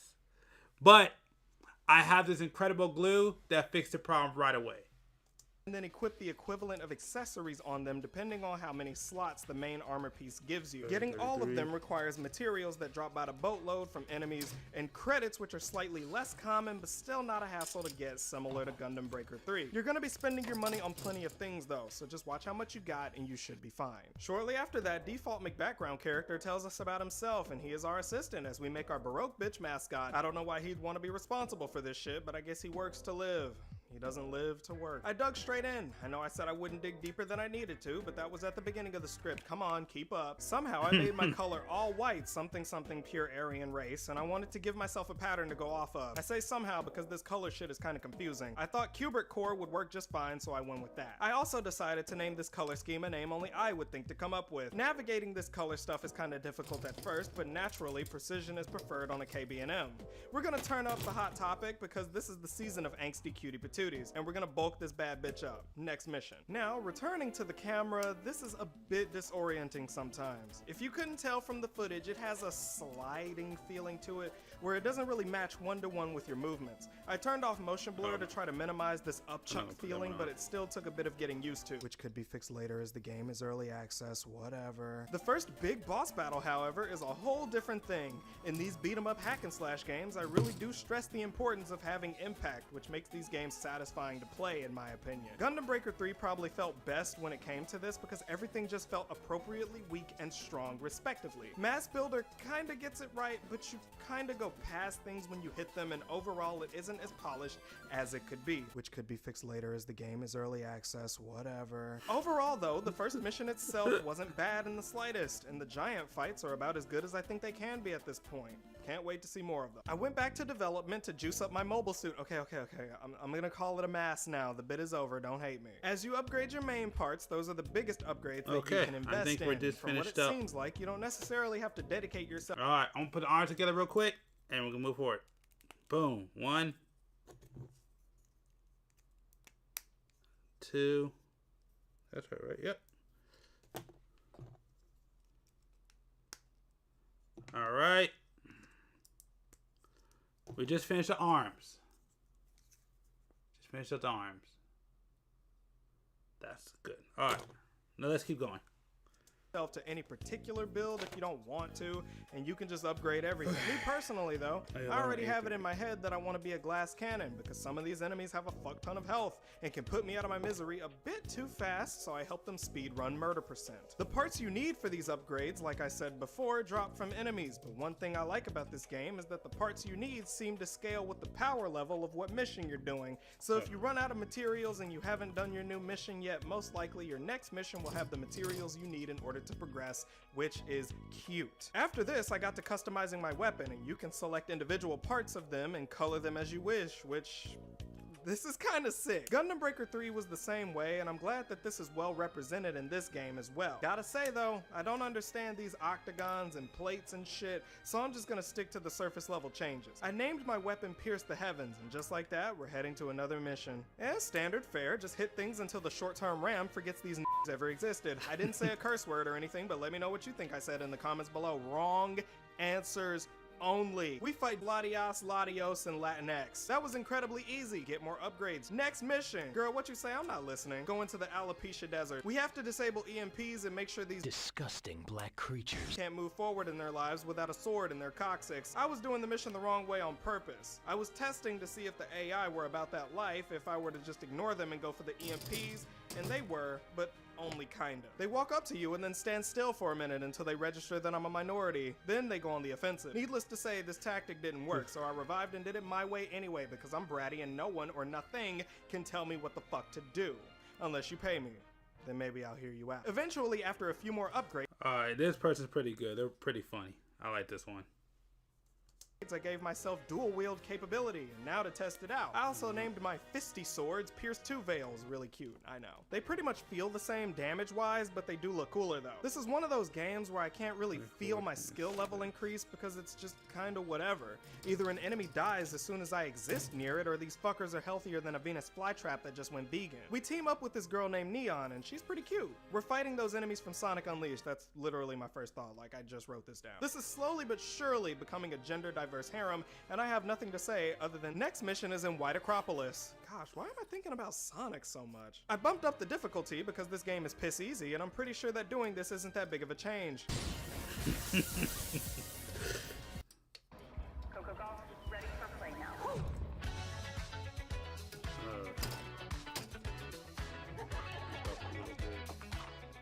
The pasta taste you love with the energy you want. Barilla Protein Plus.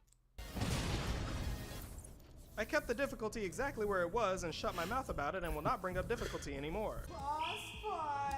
What in the yeez mat is this bullshit? I don't know if I wasn't utilizing a gimmick or whatever, but this thing is tanky, which is so weird because I swear the more I got into Gundam Breaker 3, this same kind of thing happened where the enemies were getting healthier, but my attack wasn't necessarily going up, but my moves were getting flashier because I was changing weapons. Now look, when I am faced with situations like this, where I want to blame a game for something, I try to look for alternatives to make my situation better before I go in on whatever problem it is. My conclusion is that this thing lasts way too long, and that is just my truth. It's not particularly hard, but it has a shield and 1,000,000 health, give or take. So you have to keep knocking that shield down and then eventually the main body down. When the body is knocked down, you can hit weak points, but to be honest, this just isn't enough damage. After a fucking while, I died, and that was multiple minutes of lowering the lifespan of my left click, so I went back to the hangar and tried to be smart about it. I upgraded anything I could upgrade to give me more attack power since I'm glass cannoning this bitch.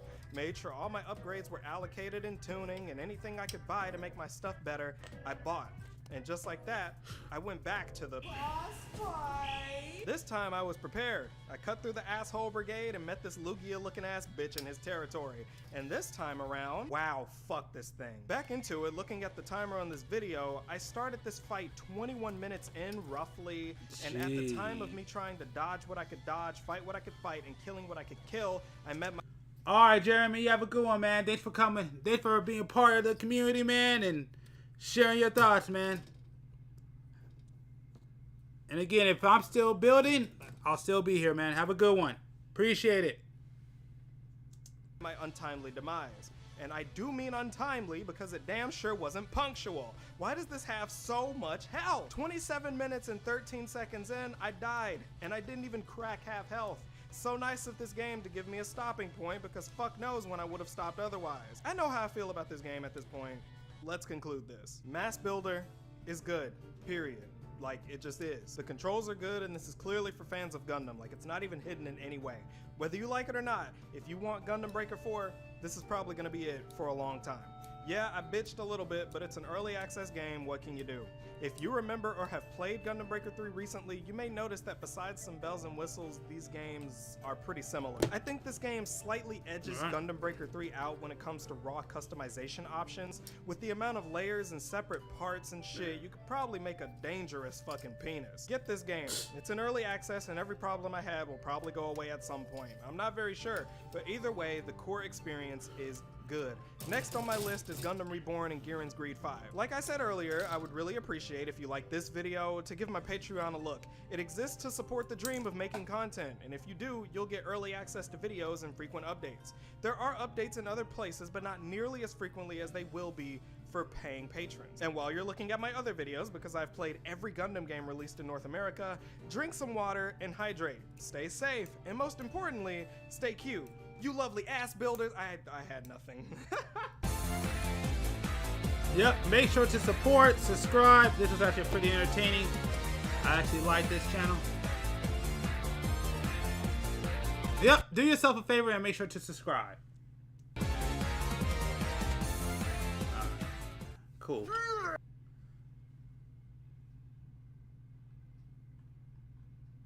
What else can we check out?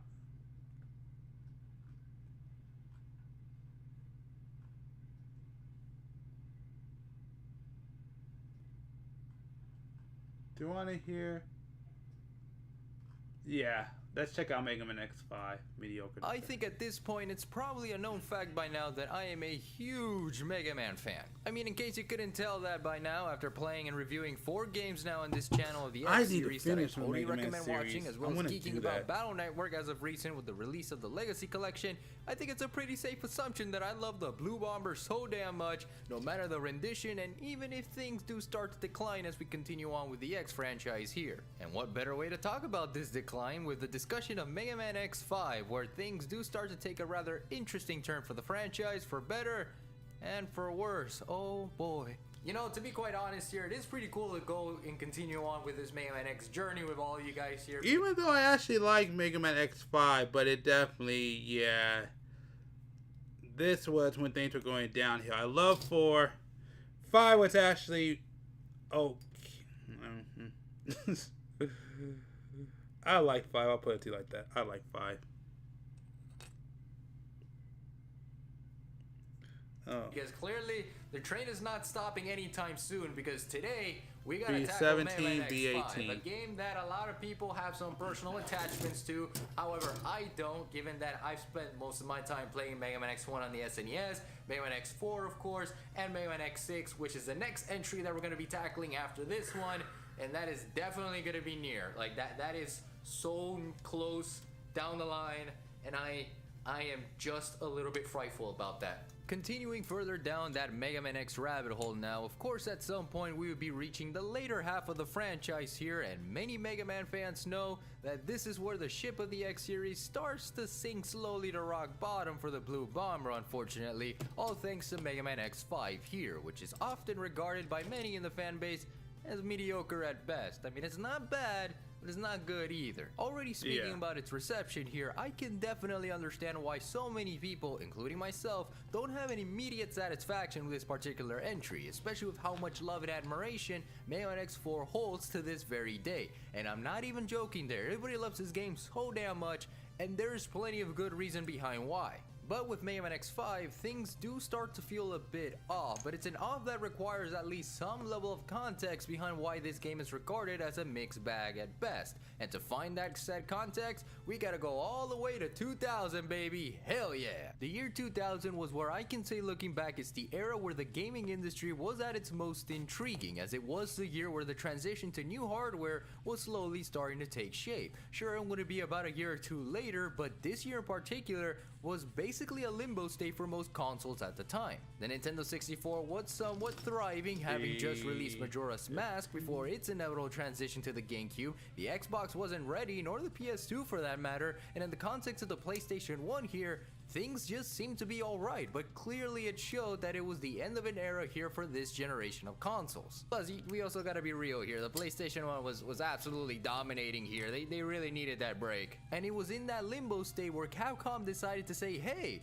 why don't we just make one more entry to the X series here, to which the result ended up being Mega Man X5, releasing in November 30th of 2000 for the PlayStation 1 exclusively. Yeah, there's no Sega Saturn release this time around like in Mega Man X4, mainly due to the fact that it was the Dreamcast time to shine, and Capcom most likely felt that a Resident Evil game would just fit that console better than the Blue Bomber himself. Plus, Capcom, if you're ever watching this video, please give us a Code Veronica remake. I think it's high time, you know? Not only that, but it also seemed that it would be the final product of Keiji Inafune regarding the series as a whole, as he felt that he wanted to take a break from the Mega Man X franchise and work on his own projects, that of course being the infamous Mega Man Zero series on the GBA 2 years later. And then we kinda all know what happened later on with the franchise, and it hasn't really recovered since. But despite our talks for what the future of the X series provides, you can't deny the feeling of finality that this game presents, and that's the one thing I would like to immediately point out here before moving on. Everything that this game presents, be it its presentation, the opening cinematic, to the music and stage gimmicks, it seems that Capcom was pulling so many things from the previous games, as well as the original series for that matter, as a means to bring about that conclusion to the franchise here. We will talk more about this later on in the video, don't worry about that, just wanted to throw this detail out here, because it's definitely felt that way looking back. Look, I know I'm teasing you guys a lot with that intro and overview alone, so now I think it's finally time to properly dive into Mega Man X5 here and see what the original conclusion was meant to be with Mega Man X here, Zero, and all the gang involved in this plot against their final fight with Sigma here, because yeah, bro be back like he's Palpatine from Episode 9 in Star Wars. Oh, who's that guy with the pink shaders? He looks like an important character. Mega Man X5 starts us off immediately with Sigma ready to take action against the Maverick Hunters as he decided to attack X and Zero in a nearby city population, to which the two answer and react accordingly. I mean, it's been 4 games already that they've dealt with the evil Buzz Lightyear, but hey now, no complaints. But then it seems that it was actually a part of Sigma's plans to lure X and Zero all along, as not only after his defeat, a virus is scattered throughout the entire Earth, known as the Sigma virus, affecting not only Reploids, but also humans in the process. And on top of that, Sigma hired a hitman by the name of Dynamo, who would then take the Eurasia space colony as hostage and have it collide with the Earth within 16 hours as a means to further escalate the situation on the Maverick Hunter side. Holy hell, Sigma, you're not really playing around here. Alright buddy, I get it. With the stage presented now, it is up to our trusty Maverick Hunters to once again stop Sigma's plans, only this time around they're gonna need some additional help. You got Alia for mission report, where she'll never shut the hell up every 5 seconds despite being one of my favorite female Mega Man characters. You have Douglas, who's in charge of the parts system this game has, allowing you additional benefits for platforming and combat. And lastly, Cygnus, the head of command, who tasks X and Zero to gather parts for a cannon known as the Enigma to fire at the space colony and save the entire Earth. Also, by the way, was I the only one who thought Cygnus was going to be Sigma's and he was in disguise and there was going to be like a huge plot twist during the course of... Yep, I thought the same thing. That's fact. And we just got the feet done. Alright, let's see what's next. Get around to the lakes. Game, or was that really just my dumb brain back in the day? And as a means to gather all these parts for the Enigma cannon, there are 4 Oh, jeez. specific Mavericks to face off, and from here, the game pretty much becomes familiar as it is a regular Mega Man X game moving forward. Power-ups, hard tanks, and armor parts are back for X and Zero, and it's what you know from the previous games as well. So you just run and gun your way to the end and retrieve those parts, baby. Let's go! What's even cool about this game particularly is that for these set of Mavericks, they have the most unique names out of the entire franchise as well. Like, you got this big robot bear named Grizzly Slash that is just... Wait, what?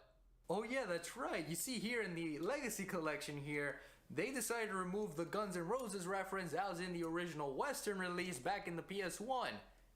What? Yeah, they did that. Cause do I have 5? I don't think I have 5. I have 6. I don't have 5.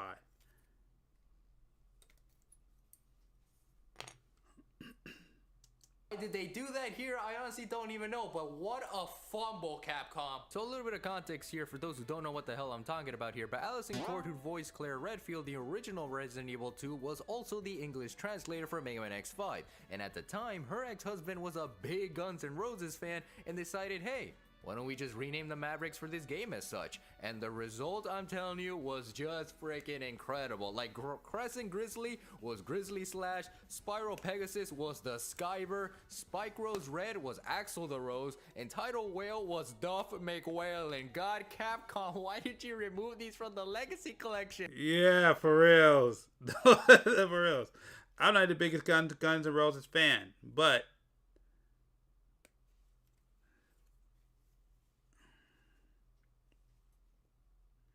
yeah, they should have kept the names. I agree.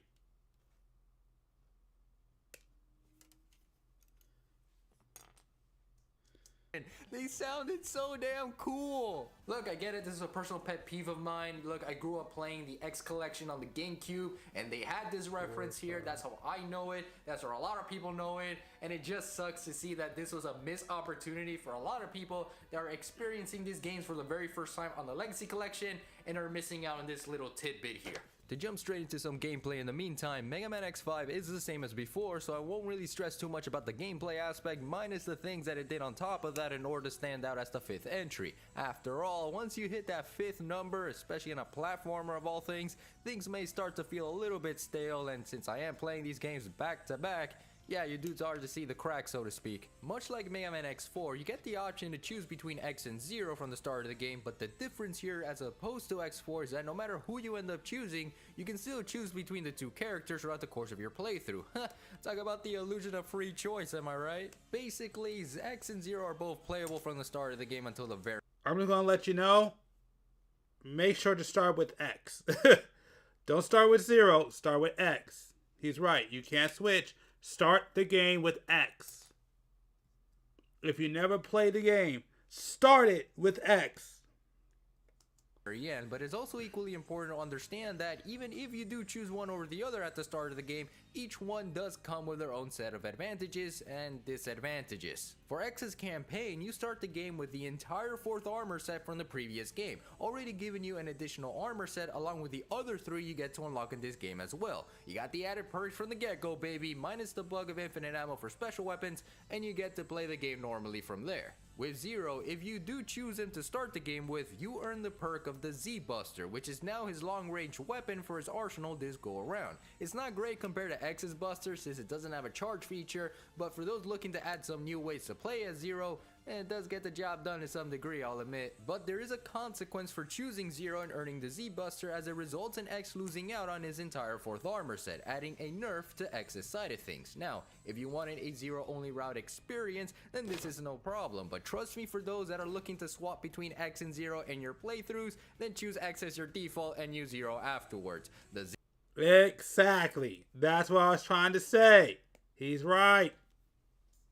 Z-Buster may look cool and all, but I wouldn't rely it on for proper gameplay here because it's so pathetic compared to X's Buster. Stick with what you know with the Red Swordsman back in X4 and leave it be. Overall, in these side of things, we'll talk more about it down the line, but essentially you're gonna find yourself feeling rather comfortable, and as someone who is playing this immediately after finishing Mega Man X4, this is a statement I hold true and shows that there was a level of care in sticking with their guns and allowing the gameplay to speak for itself. But there is one thing that I do have to tell you in regards to the gameplay aspect that just kinda hurts my soul, both as a Mega Man fan kind of as a platformer enjoyer, period. So for those that own the Legacy Collection nowadays, Capcom gave us the option to play the game in Rookie Hunter mode, where it makes the game easier in quotations as you take less damage from boss fights and you're somewhat immune to spikes. Now I used this for Mega Man X3 back in its review mainly because of the level design and stage layouts, and the same sadly holds true in this case too.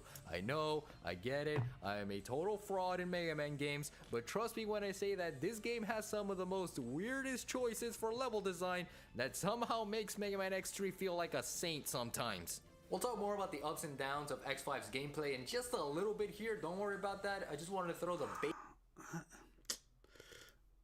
Okay, you know what? You're allowed to have your own opinion. But I don't know. I don't know if I agree with that. But again, to each his own.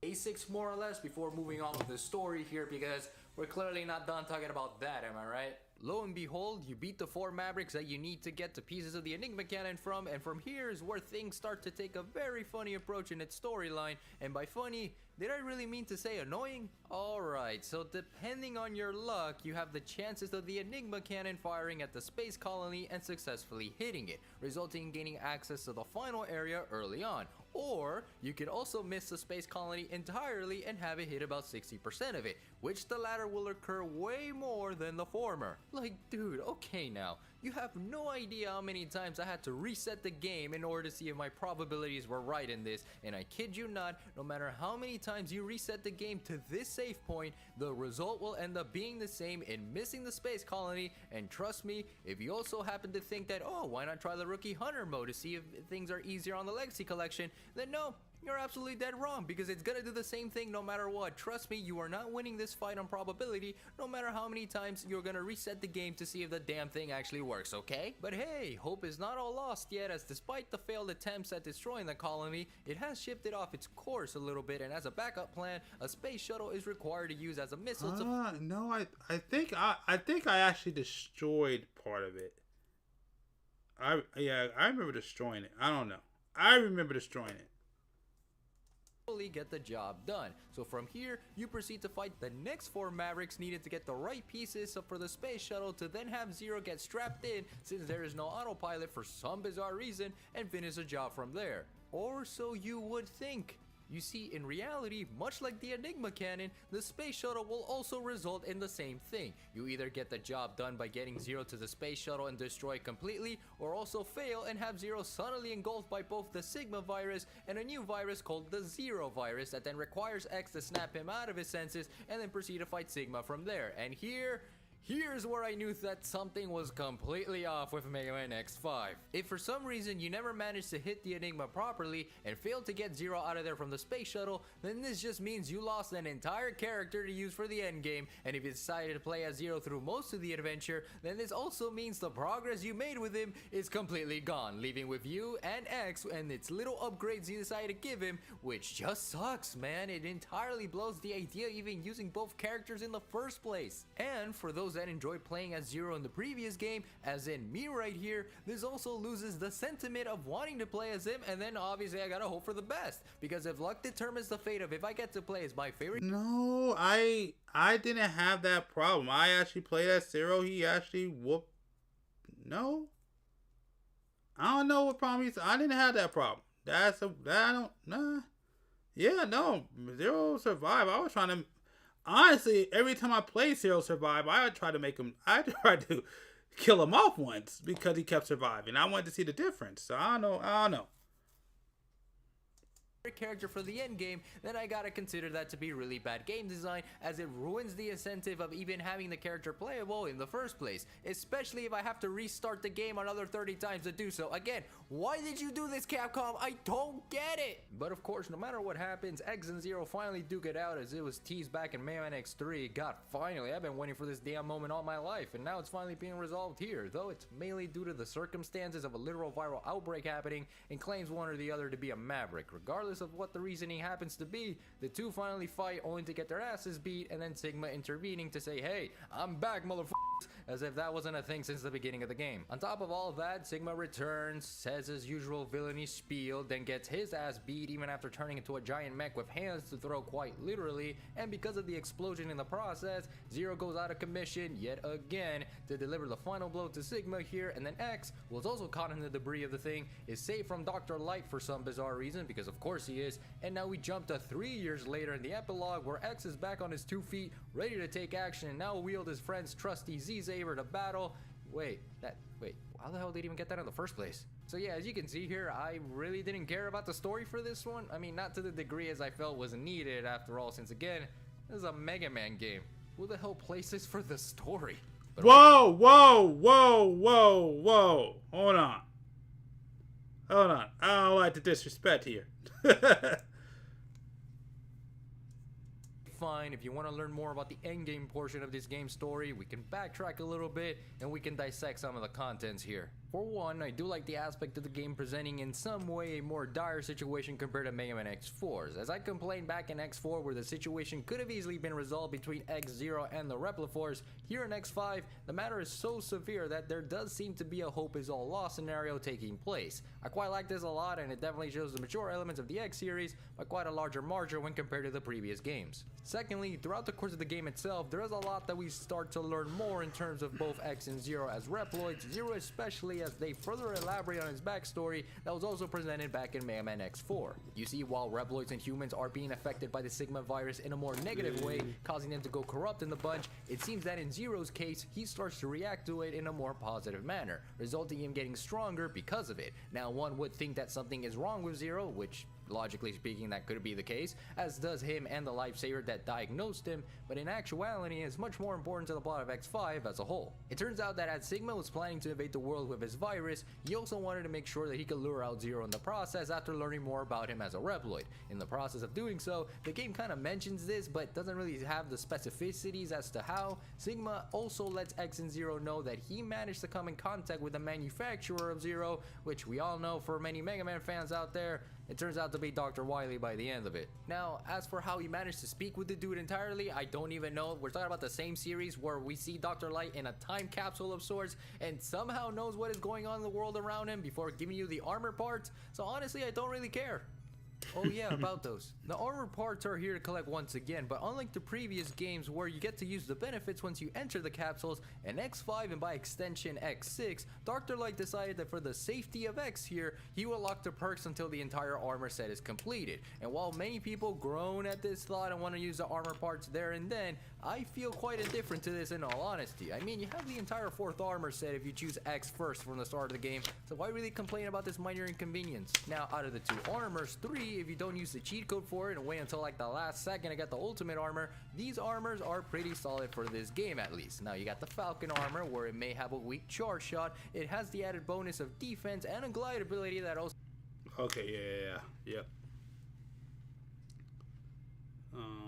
So acts as a shield. Like X is invulnerable to anything as he flies, and it helps for some of the more vertical platforming if needed. It's a neat armor that gets the job done, and that's pretty cool in the end for this entry, though not as cool as the 4th armor, but easily one of my top 5 in terms of X's armor sets. Next we got the Gaia armor, where this one I don't really care as much as the Falcon armor, but its main gimmick is spike immunity, which is pretty neat, man. This means you just slap the blue bomber with this armor. Yeah, I do not like the Gaia armor. That armor was terrible. Even though I guess it's actually better than what people think. Walk around and touch spikes. But I hated it. Without dying, and that's pretty amazing for this game though. It is a shame he's slow in this armor, but it works for those sections where you need to get a hard tank or two, or for one of the final stages where they just love to throw those spikes like it's some free real estate. Sheesh. And it even makes fighting the boss of that stage a whole lot easier. Haha, what are you gonna do now, huh, Rang the Banga? Why yes, that is its name. Like I said before, these armors, while they work fine for this game, I am completely indifferent to them. However, despite my indifference, I gotta say I really do enjoy their debut, and for the Falcon armor especially, I definitely value its utility a whole lot more now. But then you also got the ultimate armor for this game too near the end of the game, and if you just input the cheat code for it like I mentioned, then everything I said becomes null and void entirely. God, the ultimate armor is just so cool, man. What I did care to see the most was the fated battle happening that was being teased surrounding both X and Zero, and no matter what the result ends up being with Zero, the fight still happens, and it's one of, dare I say, the coolest fights you'll ever have to even grace the entire Mega Man franchise. I'm not even kidding. Nothing tops this fight, and the only one I can think of that could would be the Omega fight in Mega Man 03 that happens way later in the timeline, and also funny enough happens to involve Zero. So yeah, every single time you have Zero and a boss fight, it's gonna be epic. Just gonna say that right now. Besides all of that though, the story agreed, is just somewhat of a... I won't say nothing. mixed reception, and shocker too, am I right? I mean, I did say that more or less in the beginning of the video, and here I am reiterating that point. As a whole, Mega Man X5's story doesn't feel well earned as a so-called conclusion to the franchise with all the garbage that it has on top of it, and I can understand that with this sentiment, Capcom decided to continue working on the X franchise without the input of Inafune, despite Inafune clearly wanting this game to be the end of the X series just so he could focus on other projects. Yet, regardless of how I feel of the conclusion for this game, you can still see that there was a tone of finality in the end. With the stage designs, for example, you see a lot from the previous games making a return in terms of gimmicks, traps, and enemy designs. Enemies from the SNES trilogy and X4 return, some stage features as well, and the music does add some remixes from those games too to allow a sense of that familiarity and nuance to the events of the game unfolding. And god, the music for this entry, by and large, one of the best things about this game, as I am just so filled with joy every time I'm hearing the emphasis of heavy rock being thrown into the fray here. Stage themes are so enriched with that focus of ensuring that wherever you go,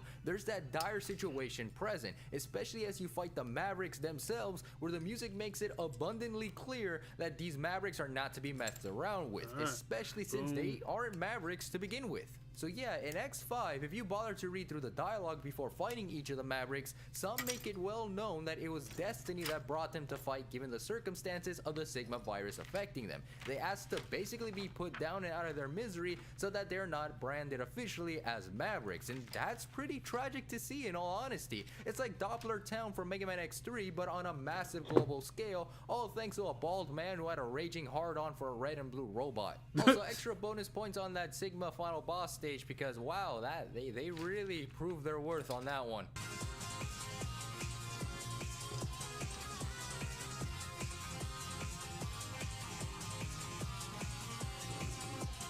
Your clan calls for you. Come forth, young vampire.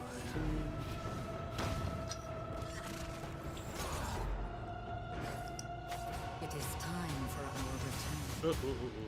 Los Angeles, we're into it. We're into LA's next generation, so we're bringing out. Despite all these positives, however, there are of course a lot of negative ones, or really mediocre approaches to the gameplay design here, as it's not all bad, but it definitely feels a bit lackluster when you start to sit through it multiple times. While I did say that gameplay is not much different than Mega Man X4 or the previous games in structure, the layout and emphasis on other add-ons are what makes or breaks the X5 experience, and in my case, it definitely made me appreciate X3 a whole lot more now, that's for sure, and you never ever want to give praise to Mega Man X3. One major critique I will throw right off the bat with Mega Man X5 here is the pacing. And the pacing, man, god, why can't Alia shut the hell up? Every time you're busy going through the stages, Alia just stops in your tracks to talk for 2 minutes about the stage, and it just ruins the entire flow of rushing through the stage and going through. Yeah, I will admit, she was terrible. She was really bad. The motions. In these sections, just fast forward the dialogue because trust me, there's nothing of value of them and it's just a waste of time. Like, it really is. But to go back to the gameplay with X or Zero here, while they are fine in retrospect, it seems that after replaying the game numerous times as Zero off screen, it feels like X5 just works better as a Zero only experience. I mean, there's nothing wrong with playing as X, as seen with the footage recorded, but with how the formatting of the game feels, it just seems that Zero works better in the long run. He still has his arsenal like before, much like X gets with his special weapons, and he is just a better experience overall. And speaking of the special weapons, they're fine, I guess. I mean, I mainly use them for Maverick bosses because their utility in this game was not as great as X4's, and again, Zero just takes the cake because of his special abilities, but with X, nah, just stick with the X Buster. And then of course you got the E-tanks and the heart tanks to collect here as before. That's pretty much standard, but in regards to the heart tanks in this experience, you not only collect heart tanks through the stages as before, but if you rescue enough Reploids scattered about in certain stages, they grant you what's known as a life up upgrade, counting as a heart tank in the process and resulting in 16 heart tanks to collect total. See, now I would say in this regard, hell yeah, this is pretty awesome, but here's a small caveat to that, because you see, with the life up upgrade, this means that you have to choose carefully who you play as, because in this game, yeah, that's the one that I didn't like. That is, yeah, that crap sucked. Oh man, that sucked. both X and Zero do not have a share life bar system, so whatever one ends up grabbing, the other one loses out on. So it is essentially a balancing act in terms of who gets what if you want to switch between the two of them, or you could just grab them all for yourself in one go and move on with your day, which honestly is just a better approach here. Additionally, Alia gives you the option between weapons and life or weapons and energy, the former augmenting your life bar and the latter augmenting your special weapons meter, which I guess further adds that level of balance in terms of who gets the benefits. Why they wanted this to be a system in the first place, I don't even know, but it's not something that I can comfortably say it's the best way to tackle a Mega Man X game.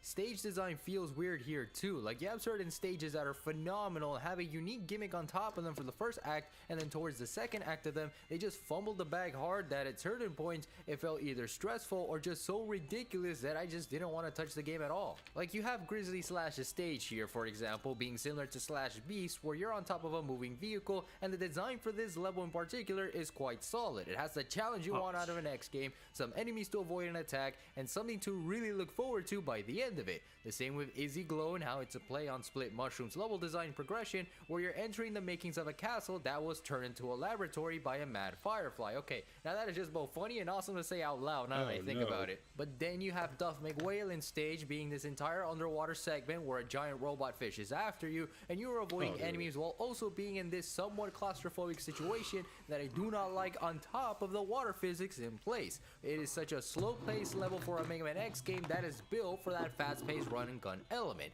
And then you have the Matter X, where you have this neat lava trap where you need to hide in this little cubby of sorts and wait for when the time is right. And then in the second act, you have to choose between the right armor and head down to the lava pits themselves, or go upwards and face such intense rope grabbing platforming that is not fun, along with this robot pterodactyl. Get away from me, shoo, be gone from here. The same is said with Axel the Rosa's stage, where they just throw you into a spike wall galore in tight rope sections, as well as a random bottomless pit scenario with no leeway if you get screwed over, and you will get screwed over with its enemy placement as well. And knowing this firsthand, I immediately switched to the Falcon armor for that invisible glide to help with those sections, but still, man, they just didn't even know what to do with this stage. And don't even get me started with Squid Adler's stage and how it begins.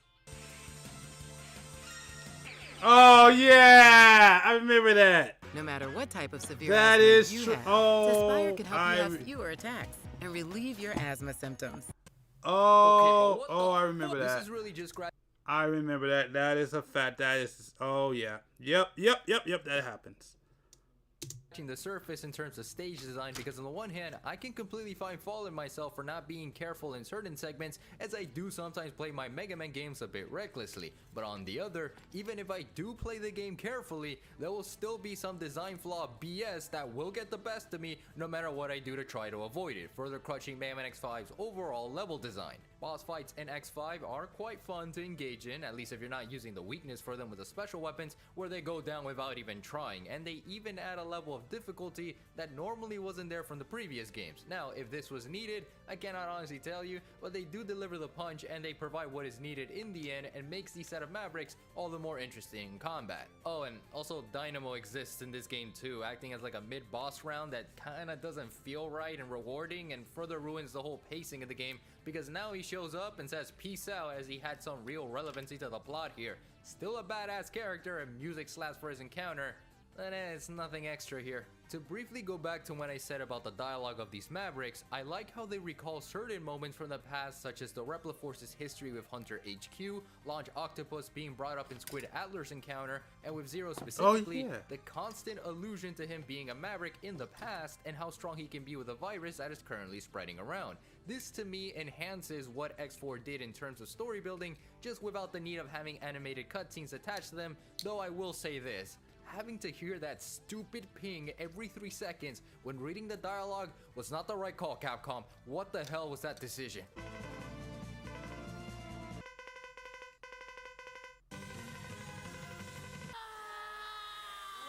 On top of that, remember when I said that this game paid homage to not only the previous games, but also the original series for that matter? Well, they do that in the later half of the game, mainly in the last few stages to get to the final boss, but what they chose to pay homage to is what really screws X5 a lot in the end regarding that aforementioned stage design. Alright, starting the final level's first stage, and already we are greeted to Quickman's laser traps from Mega Man 2. Well, now I see where this is going.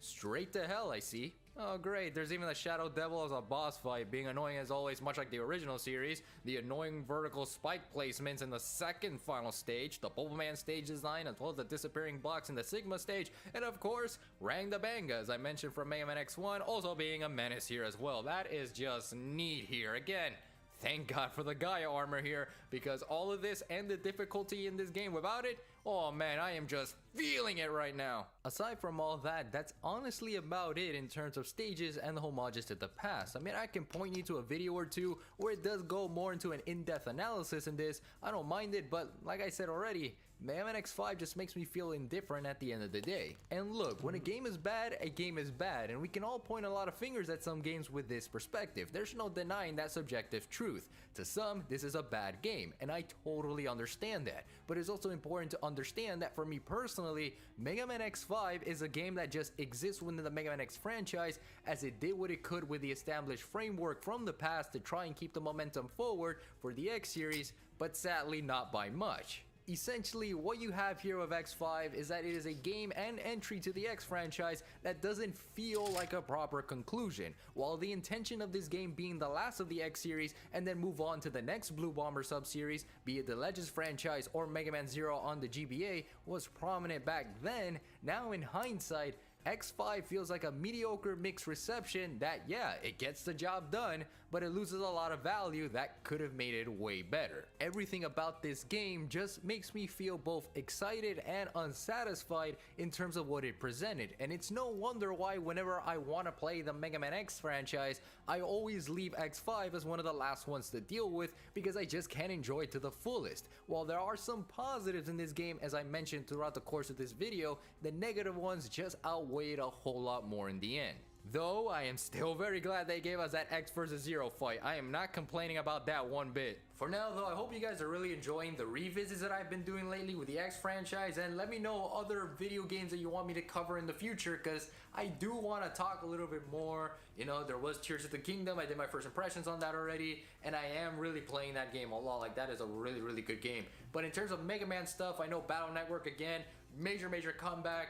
I did my annual give us Mega Man Legends 3 spiel already, so in terms of Mega Man, we're just gonna continue riding the waves with the X franchise for now, and the next game, like I teased already, is Mega Man X6, which I'm not really ready for that game.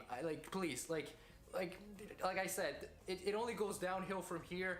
I am not mentally prepared with that. I just really want to enjoy this franchise as best as I can. Listen, as bad as X is, as bad as X6 is, X6 to me is amazing compared to X. God, I hate X7. Oh, that is the worst. X6, yes, it definitely has its issues, but I would rather play X6 any day of the week, which I have multiple days of the week, than X7 any day of the week. Ugh.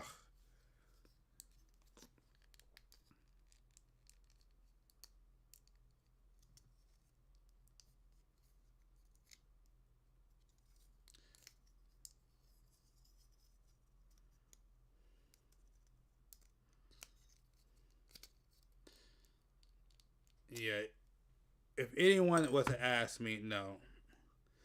X6 is way better than X7. What else can we put on that we can check out?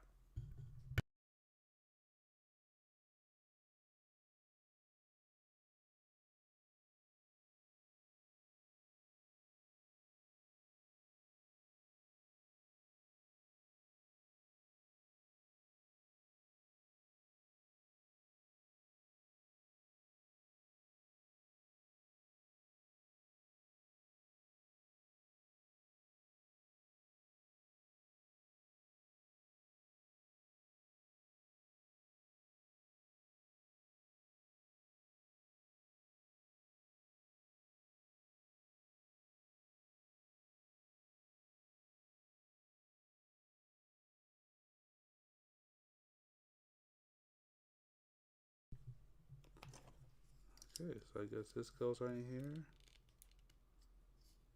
Boom.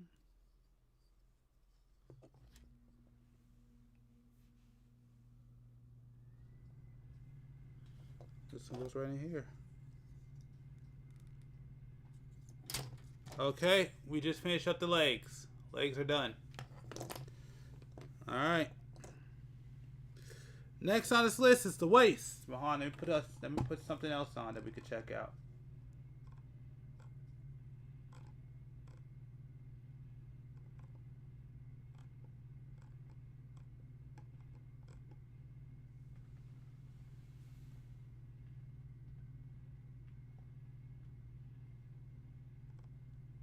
Ah, look at me. I don't know why my arm is it's a live stream. I don't really like that, but hey, there I am. There it is. There's a live stream going on right now.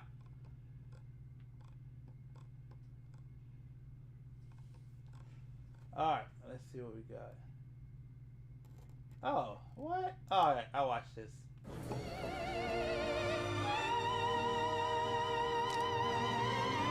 Yeah, I think I'm ready to call it. The Digimon Vital Bracelet is dead. Long live Digimon, I guess. What is up, digital companions? My name is Khan EX and welcome back to something I've been putting off talking about for a little while because I kind of hoped it wouldn't be the case, but I think we're at a point now where we can say safely it probably is the case, and that is that the Digimon Vital Bracelet as we know it is dead. In fact, the whole Vital Bracelet architecture seems dead right now. Now, don't get me wrong, I am dearly hoping that I am invoking time after time right now and that the next generation of the Digimon VB is about to be announced, but regardless, I guess that still makes it true that the Vital Bracelet as we know it is dead. Some of you might be shocked at this. Why would you say this, Khan? How could you say this? Well, first of all, we haven't had any Digimon Vital Bracelet news since last year. Now, technically, yes, a B memory did release this year, the Digimon Seekers Pulsemon B memory, and that just kind of quietly came out after the pre-order in September opened, but we didn't have any other news since then. Digimon Con came and went this year, and while they did mention Digimon Seekers, the project ostensibly that carried the Vital Bracelet for the last year, they didn't even mention the Vital Bracelet itself once. And hey, if you like my videos, I've started a brand new YouTube channel, Khan Ultra. I want to talk about my other franchises that I love, Final Fantasy, Kingdom Hearts, Ace Attorney, Card Captors, Death Note, whatever it might be, as well as a big focus on gaming news, rumors, and hype culture. So that's why I started Khan Ultra, and it'd mean the world to me if you'd go check out that channel. It's not replacing Khan EX. Khan EX will always upload at least once a week, if not twice a week, but Khan Ultra is where I get to really express myself about other stuff outside of Digimon, and it makes more sense, I think, than trying to force non-Digimon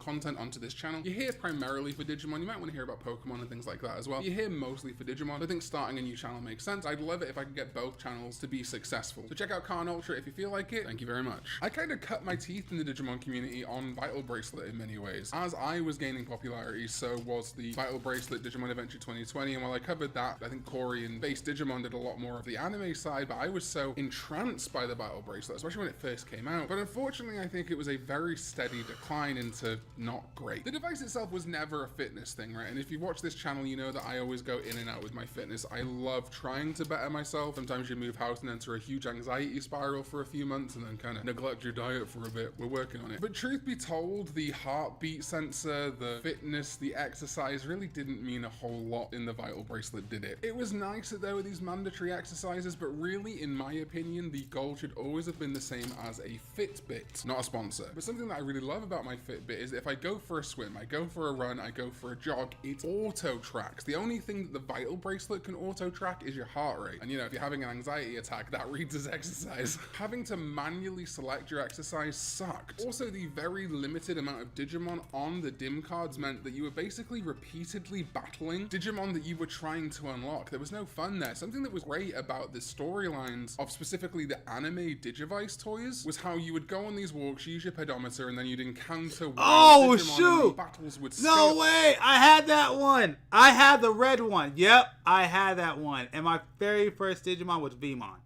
Heck yeah. Ah, classic. You can see this right up to the Digivice 2020 and indeed the Digivice Color Evolution, which is coming out, which also uses VB sprites. It's like, well, we've got these sprites, we may as well make the most of them. That's why I got so excited when the Vital Bracelet BE got announced. It really felt like a step up. The fact that there would be multiple routes, admittedly not that many multiple routes, I still think the best solution would have been to have enemies tied to each DIM card and indeed a few default enemies in the Vital Bracelet itself, so that like if you're using the Gammamon DIM, the Guilmon DIM, whatever it might be, your base Vital Bracelet will still have some enemies to encounter, like, I don't know, Geckomon, or Gizamon, Gazimon, just like random Digimon that you can fight that aren't on the DIM card you're trying to unlock. It's just a little bit less repetitive that way. And each DIM card should also have had additional monster slots. These should not have been Digimon that you could unlock, or maybe you could unlock like right at the end. These should have just been encounters to make it less monotonous. You still could have had like Pulsemon versus Pulsemon, but also could have had Pulsemon versus Lugamon maybe in the Seekers set. Vmon maybe, I don't know, or like more antagonistic looking Digimon. In the Holy Wings BEM, have like Devimon and things like that, like actual threats to the Angel Digimon, make it thematic. How cool would it have been in the Tamers DIMs if they'd have had the D-Reaper in its various stages as enemies? So that was one of the bad things about it. Then when we transitioned into the B, they had a lot of other franchises they were trying to kickstart. I think none of them really took hold. I saw some Toku people talking about like Ultraman and Kamen Rider. That was more so the regular DIMs. They didn't really do this with B Memories. Tokyo Revenges, My Hero Academia, Demon Slayer, like Dragon Ball's right there. Why didn't you do Dragon Ball? You have the rights. Then they tried this whole thing with like the Great Mission and trying to sell the Vital Bracelet that way, but like barely did. There was like a couple of things tied in and some fourth missions. And I think the Vital Bracelet B's biggest crime, honestly, is that it made exercise even more useless. On the original Vital Bracelet, you could get these trophies by doing any of the exercises, but now you could boost stats with different exercises, but the only exercise that actually got you Digivolution points was squats, which is boring as hell. Again, to use my Fitbit analogy, it would have made way more sense if this device could track exercise. And I'm not even proposing something that would be insanely costly. If you look at the... Okay, yeah, that's crazy. Alright, let me see, what is this real quick. This one says like that, so it goes like that, and then this part goes right there. I think so. What time is it? Yep, 1:20. Cool, we're making really great time here. Alright. Okay. D12.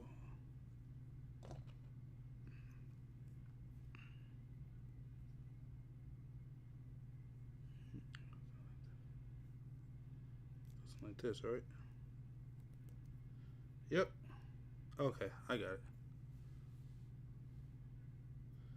And this one is...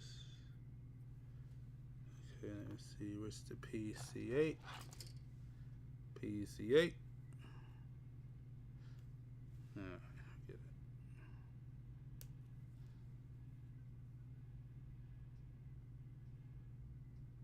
Wait a minute.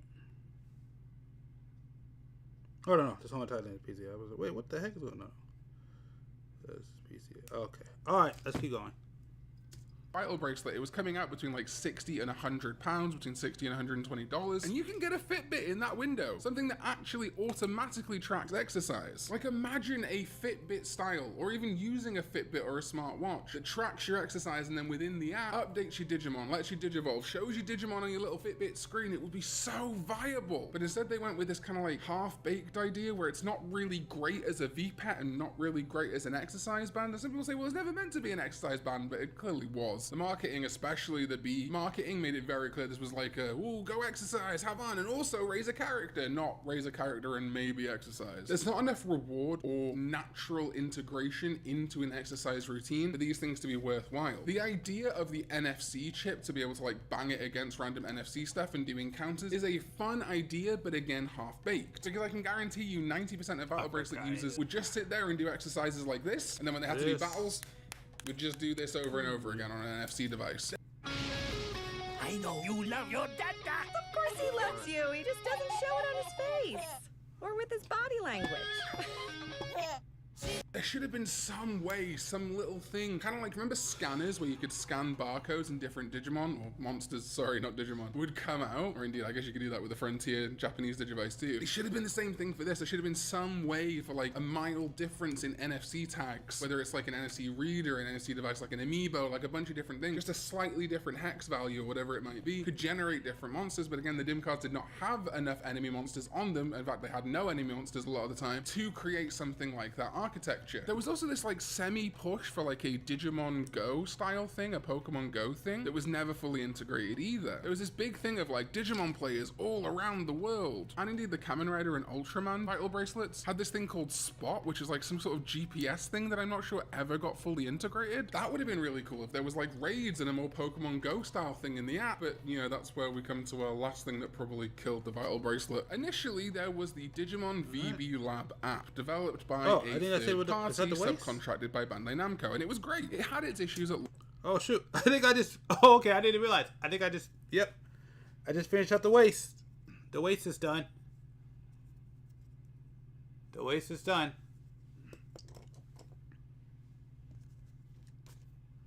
Alright.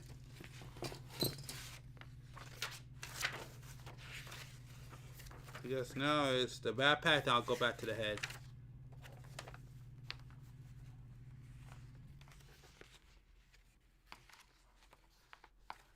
Oh, that's pretty tight.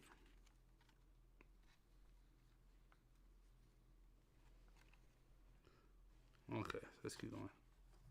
Launch, but by the time it was fully out there, you could transfer your Digimon across, you could see them all, you could have them in capsules, there was good battles. And then when the Vital Bracelet BE came out, Bandai Namco canned the people that made their pretty good app and decided to make their own one, the Vital Bracelet Arena, and it was not good. First of all, even though they gave you the option to sync your Bandai Namco ID, there was no way to automatically transfer all your Digimon, all your characters from the various VB labs into the unified VB Arena, meaning either you had to manually, one by one, get a Digimon, put it on your Vital Bracelet, transfer it to the arena. Get a Digimon from the Vital Bracelet lab, put it on your Vital Bracelet, put it in the arena. People had tens, 20s, hundreds of Digimon on these things, plus anything they had in Kamen Rider and Ultraman. Also, because the DIMs and the B memories function differently, you couldn't even use half of them in the new VB Arena properly. You'd have to go into like DIM card only battles, which is stupid. Or you just bit the bullet and said, alright, all these Digimon that I spent literally hours, days at a time raising, they're just gonna die. Because Vital Bracelet Lab closed. It wasn't even like you could leave them in the old VB Lab app. They shut it down. I've seen so many people who lapsed for like a month or two, wanting to get back into the Vital Bracelet BE, just to find that all of their characters are gone. It's literally self-sabotage. I do not understand why they would do this, other than greed and laziness and rushing out a product. They also made baffling choices throughout the whole run, like the whole situation with the GP DIM cards, but at least they fixed that. I will give them that credit. But you could kind of see the writing on the wall. Digimon Seekers was not as popular as it could have been. I think just the poor machine translation out the gate, which while did get fixed later on, didn't save Digimon Seekers for a lot of people, and it being just a web novel is not great. You can see how they've learned a lot of lessons from Digimon Seekers with Digimon Liberator. They made it a full color web comic. There is like a companion novel rather than that being the main thing. There's tips and tricks. I do wish we were getting, first of all, a game, second of all, an anime, but third of all, most realistic, little animated PVs like we got with Digimon Seekers, because those were the standouts of the whole VB. Actually, I love those live action segments we got, mixed with obviously like CG and stuff, and those started drying up a little bit.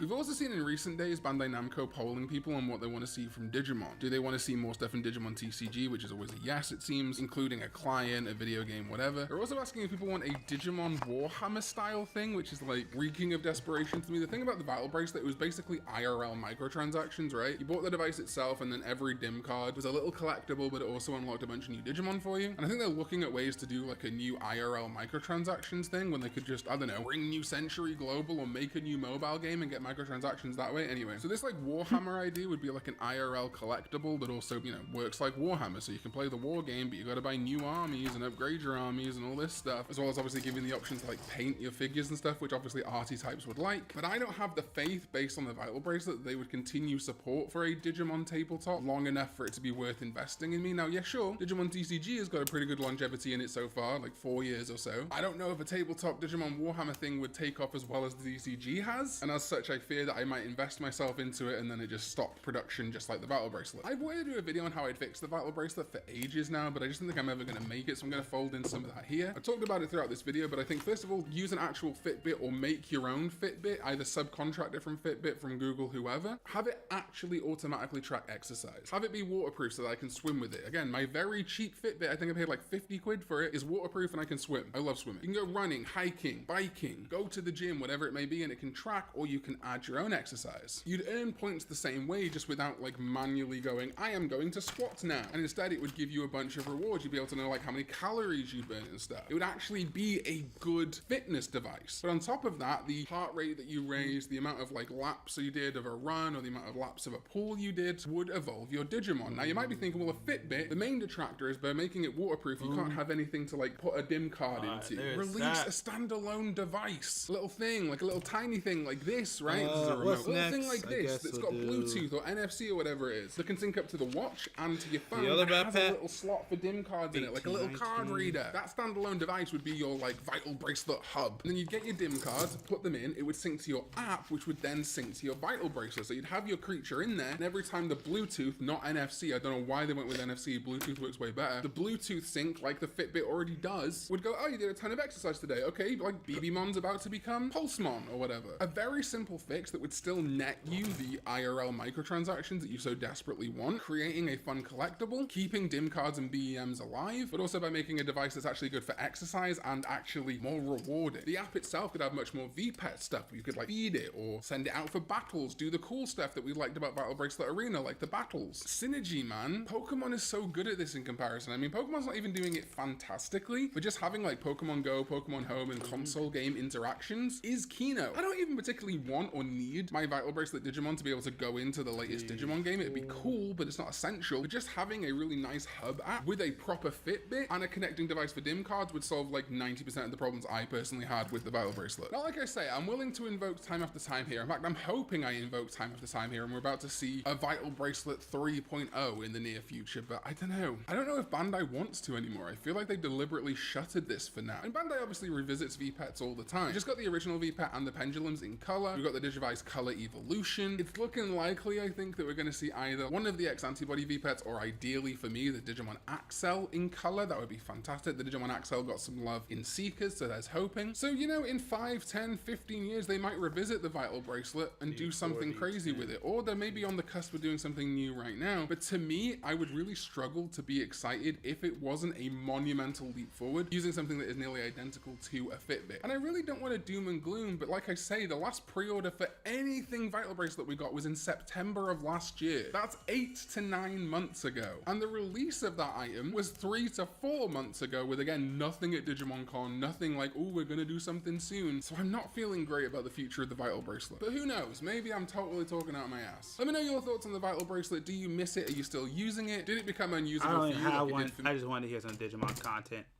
Probably should have paused a little bit more. But make sure to subscribe to that channel. Let's see what else we can watch, check out, close you out.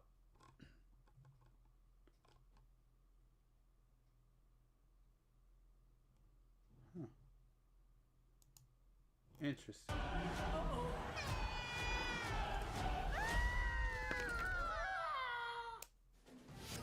And we're back. The team is looking down the barrel of a 4:55 meeting. Can they turn it around and make a television series, nay, a franchise on the brink, faltering after 3.5 seasons, a feature film, and billions of dollars in sales of licensed merchandise? Was it possible to correct the course of their historic, once-in-a-lifetime success? A bridge to the future of the franchise erased by the feature film that followed it? Could it be restored by a fan-driven hoax? Hi, I'm Dan Larson, and this is the history of Power Rangers Zeo.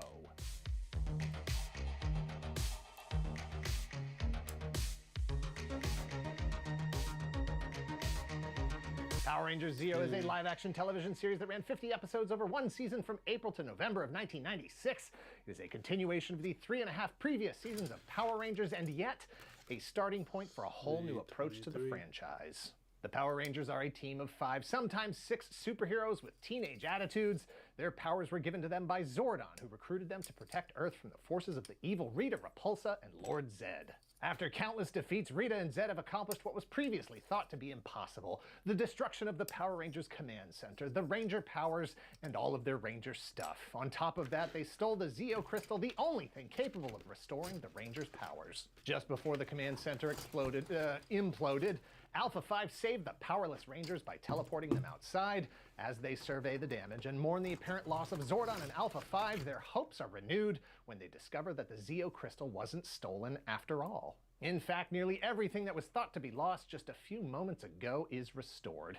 Alpha 5 and Zordon are alive in the sub basement of the repaired command center, and the Rangers graduate to their new powers and new suits, which they will need to take on the evil machine empire. Led by King Mondo and Queen Machina, they're an empire of robots so evil that even Rita and Lord Zed are vacating the galaxy so they don't suffer the consequences. They take the incredible step of leaving Earth to move in with Rita's father, Master Vile. The Power Rangers, as you have known them, are gone forever. In their place has emerged a new and more advanced fighting force. They have now become the Power Rangers Zeo, the next level in the fight against evil. Thank you to 80stees.com for sponsoring this video. Click the link in the description below and use code TOYGALAXY to get 30% off your order today. What's the first thing that pops into your head when I say the 1980s or the 1990s? Don't think about it, just say it. 1, 2, 3, Rubik's Cube. Yes, they have that. Okay. Or they had that. Or they will have that. I wish I would have played that game. I wasn't even thinking about it. I was busy doing this. Oh, no. Let's see. 1, 2, 3, Power Rangers. There we go. 80stees.com is constantly refreshing their inventory with officially licensed t-shirts featuring characters, quotes, and logos from cartoons, comics, TV shows, movies, wrestling, and music from the 1970s through the 2000s. So while I can't guarantee that everything you can think of will be in stock, I can guarantee that you'll always be surprised by the range of their selection. 80stees.com has something for everyone. Your favorite heroes like Batman, Spider-Man, Mega Man, Deadpool, and Wolverine, Voltron, both Lion and Vehicle, Star Wars, Stargate, old and older Battlestar Galactica, Motley Crue, Biz Markie, Pink Floyd, and Jimi Hendrix. Find the shirt that's right for you, the one that speaks to your interests and lets the world know that there's no bigger fan of scratch and sniff stickers, Spam, or Kellogg's Fruit Loops than you. And you can prove it because you're wearing the shirt. Click the link below and use code TOYGALAXY for 30% off your order today. Again, that's code TOYGALAXY for 30% off your order. And thanks again to 80stees.com.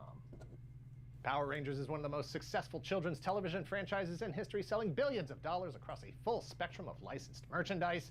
They took the world by storm in 1993, but by 1995 it was beginning to falter. This is how we got there, real quick.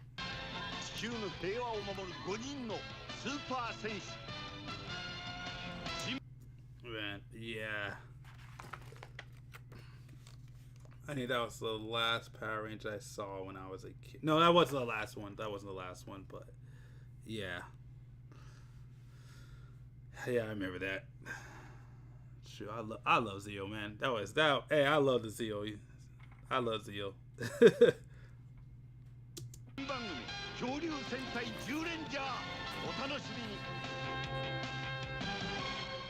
Mighty Morphin Power Rangers began as a Japanese children's television series created by Toei called Kyoryu Sentai Zyuranger.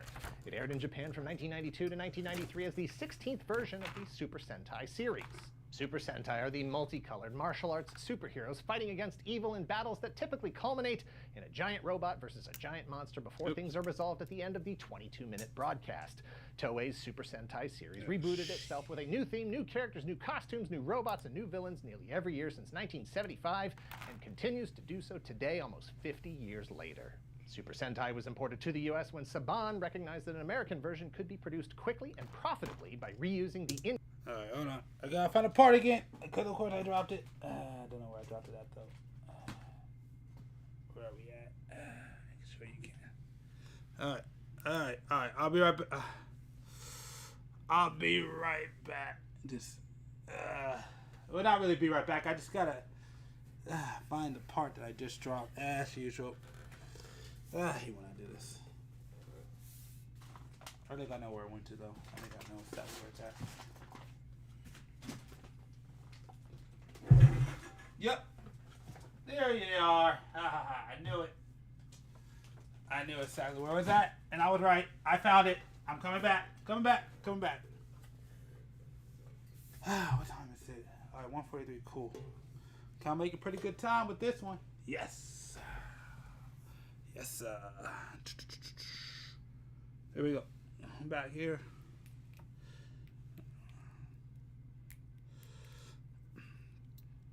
Alright, let's keep going.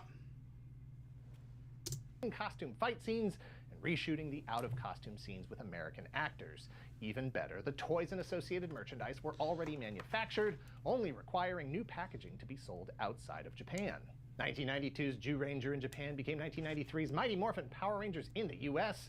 The first episode aired in August, and by Christmas, the Power Rangers were already on a path to historic children's television ratings and billions in merchandise sales. But the amount of usable footage from Jew Ranger was limited, exhausted after about 40 episodes, so Saban Entertainment invested in new episodes for Power Rangers with monsters and fight scenes that never occurred in the Japanese Jew Ranger series to get through the final 20 episodes of season 1.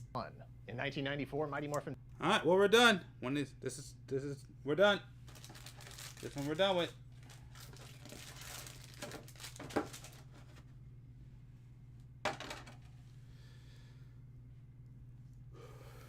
Power Rangers diverged from Super Sentai by refusing to fully reboot. In the US, the Jew Ranger costumes were already iconic. It could have been brand suicide to move away from what was already making so much money. But Saban couldn't avoid the inevitable. They could only delay it. Season 2 began the awkward transition to the next Japanese series footage, 1993's Gosei Sentai Dai Ranger. Awkward because Saban continued to use the Jew Ranger suits, but the Dai Ranger scenes monsters and robots. Through the end of Season 3 in November of 1995, Saban Entertainment managed to perform an astounding degree of television editing magic that utilized footage, costumes, characters, monsters, weapons, and robots from 3 different Japanese series while maintaining the primary 5 Ranger costumes from the first. But ratings were in decline, sales were in decline, nearly the entire original cast was gone. It was time to start over. Sort of. After 3 seasons, Saban needed a bridge to the rebirth of the franchise. Sure, Power Rangers was still the #1 children's television show in the 5-day-a-week category, but it was no longer the highest-rated kids program on television overall. Goosebumps took the lead. Oh, yeah! Ghouls. The undead. As ratings decline, merchandise sales... Oh! Big Bad Beetleborgs. That makes sense why Big Bad Beetleborgs was. Okay. That makes sense now. Wow. That's why Beetleborgs did the... Okay. Now I understand. Now I get it.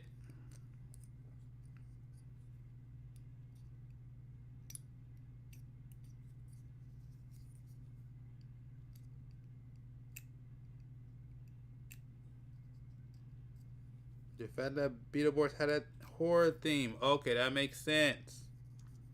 Declined with it, down roughly 35% from 1994 through 1995.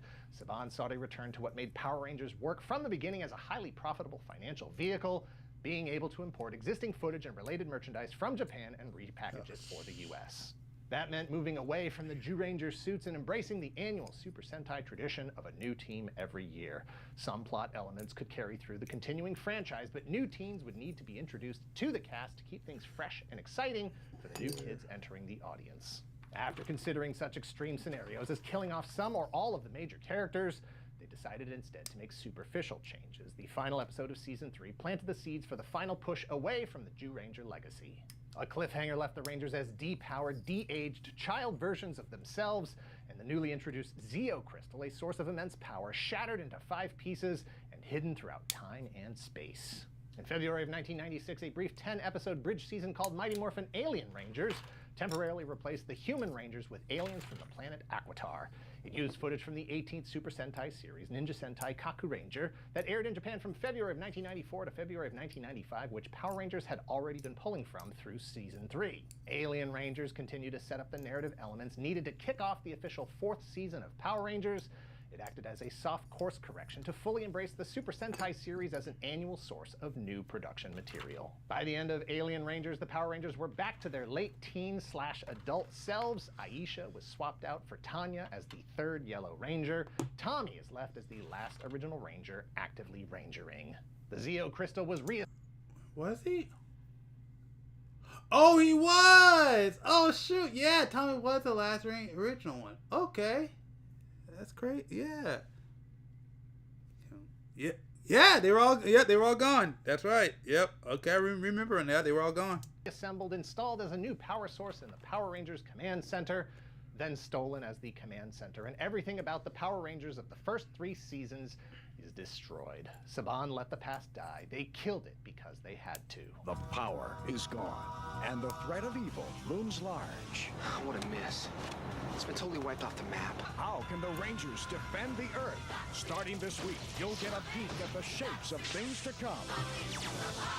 Power has never been so precious. Watch Power Rangers this week for a taste of what's to come. Each day, another exciting sneak peek. Be among the first to glimpse into the future on Power Rangers. I just want to say I remember that commercial. Yeah. The celebration is here at Pixar Fest with the friends who know you inside and out. So join the party now through August 4th, 2020. Saban's Power Rangers Zeo began airing in April of 1996.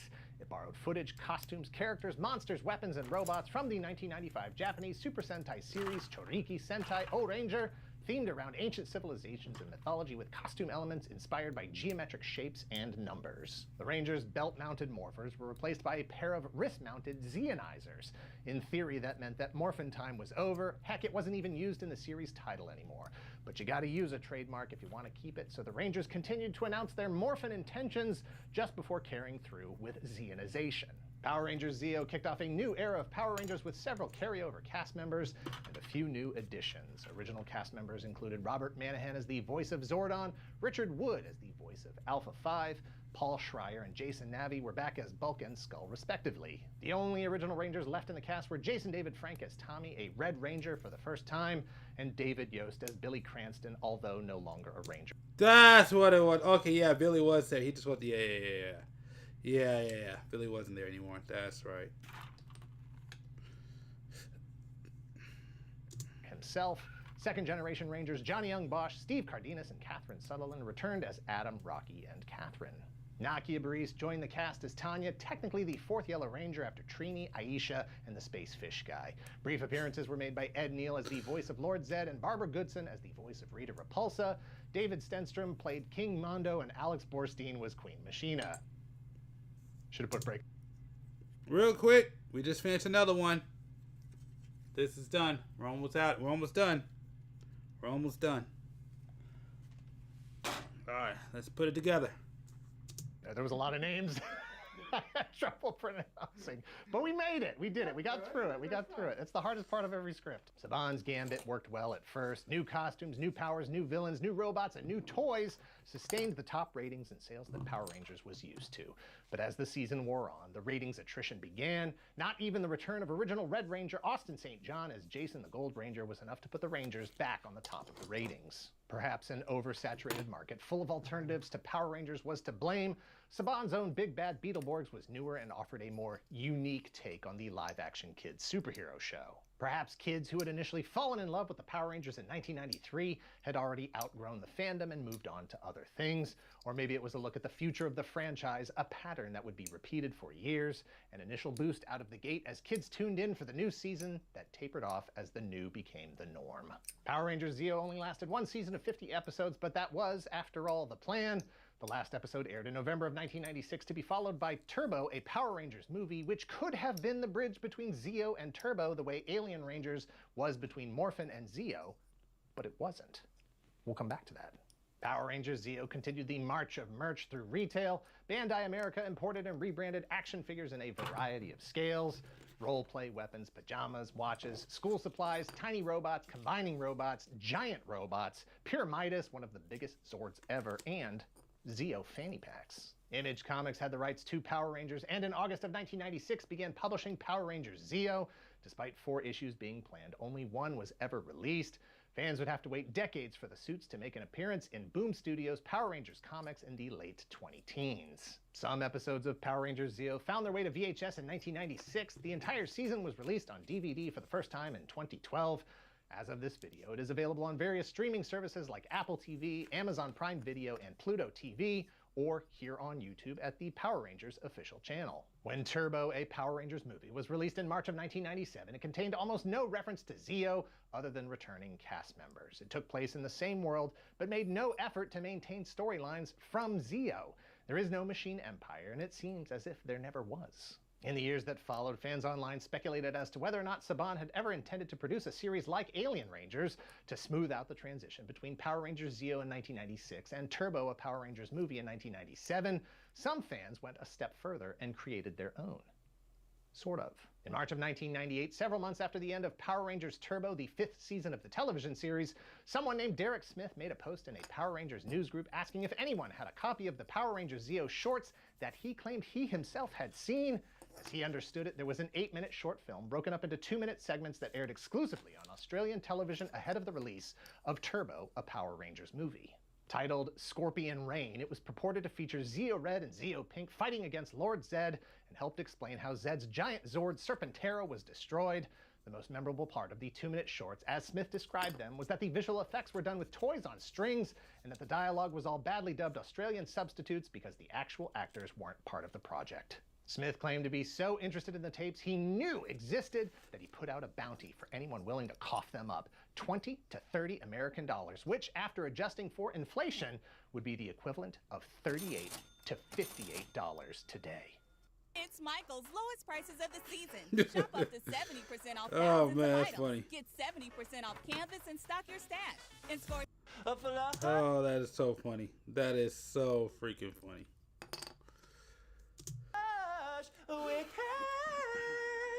In the nascent days of the internet, it was harder to prove the veracity of something that seemed too innocuous to be fake. Why would someone create such a silly hoax?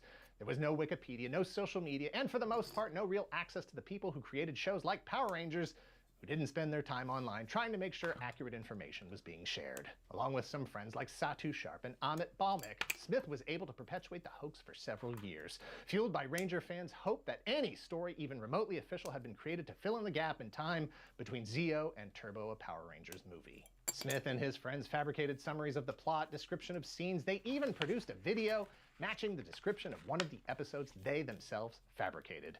In the video, Amit Balmik voices Zeo Red during the fight with Zed's Serpentera, proclaiming, quote, "Man, that is one ugly Zord." Things broke down in 2001 when a thorough debunking of the entire Scorpion Reign hoax was posted.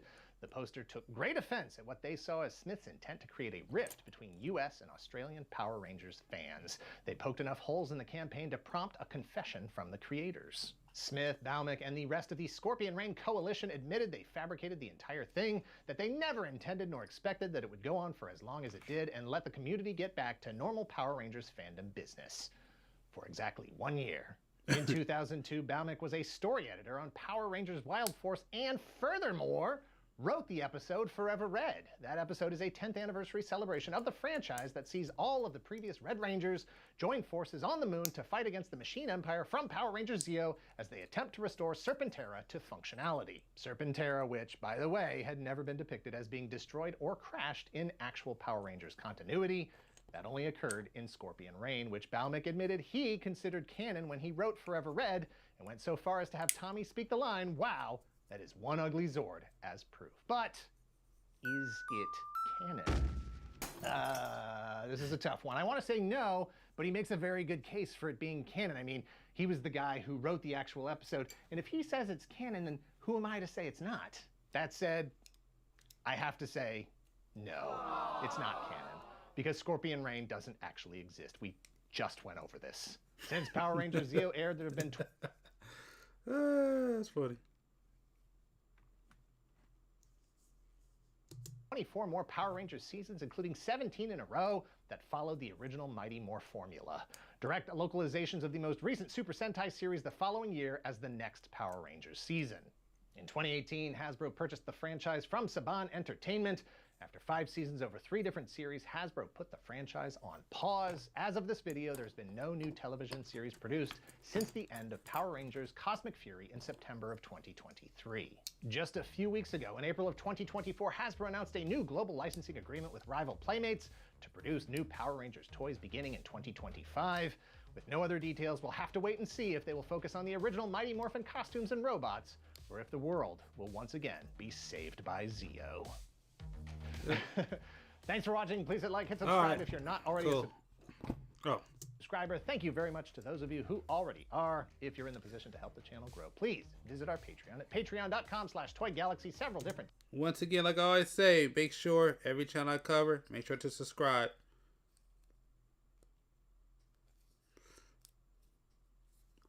All right, let's go back out.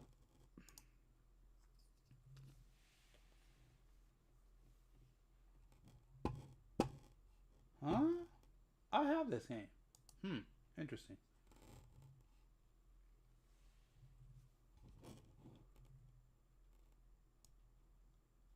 Let's check this out. Let's see what this is all about. Ooh, this one might be big up.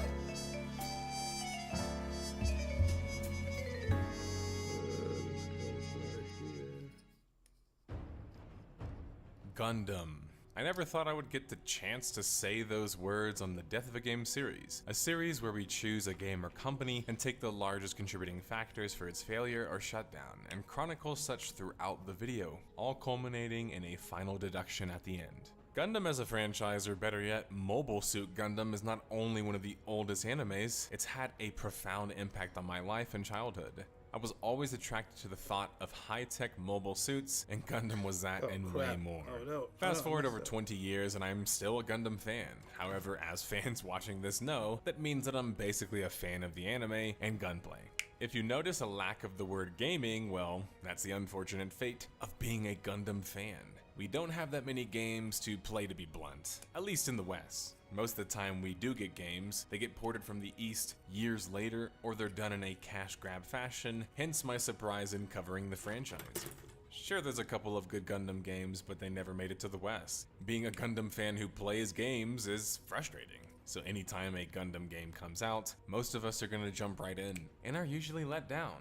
Gundam is a complex anime / beast, and games for Gundam have been sort of all over the place in genre and approach. But Gundam Evolution was something special, and not special at the same time. Gundam Evolution felt like the first time Bandai Namco, the publisher and developer, and key holder to the Gundam series, had done a Gundam game in a more modern approach. The not so special part came from the fact that, of all things, it ended up being a hero shooter, and a pretty good one at that. Gundam Evolution would launch in September of 2022, but within just a year, already has a shutdown date set for November in 2023.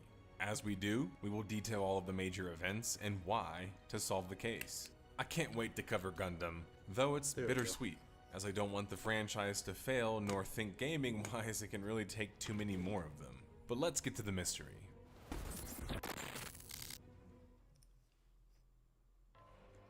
The story of Gundam Evolution begins back in the summer of 2021, with the rumors of a Gundam esports game. I never thought I would hear those two things combined, but those rumors would turn into something more tangible. Gundam Evolution, as the game was being dubbed, was a hero shooter not unlike Overwatch. Prepare for constant comparisons by choice or not, by the way. According to Forbes, it was so much like Overwatch that they were already deeming the game a disappointing Overwatch knockoff. Developed on Unreal Engine, Gundam Evolution was a 6 vs 6 shooter set to launch with 12 different mobile suits. Forbes would also state that said, Gundam Evolution feels like an unnecessary game, which felt like a harsh criticism for a game not even in closed beta yet. But on the surface, they were right. The fact that Gundam Evolution was even a hero shooter was already confusing for some, as Gundam themselves are larger scale vehicles or suits, especially when compared to the average hero in Overwatch. In order to get these to work in the right context of a hero shooter, it would mean making the Gundams play more like Overwatch characters, which felt like a strange proposition, because that meant that the less Gundam the game felt, to an extent, the better it would be a hero shooter.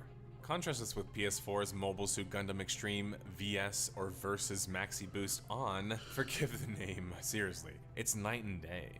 Gundam Extreme VS or Versus plays like a Gundam arcade game that I played growing up at arcades. Its fast-paced physics-based gameplay and head-to-head fighting with other top pilots makes it exciting and right in your face. Sure, of course, that's... Alright. So, we're almost done with the backpack. Backpack's almost done. Last thing I got, I think right now, is the head. And once we get done with that, then we're done.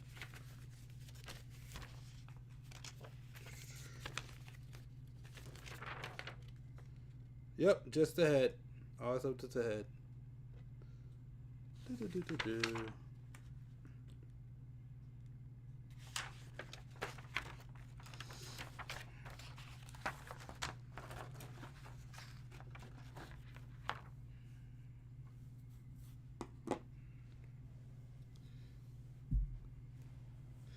Okay. So what do I need? I need B, B, B, B, B, B, everything's B.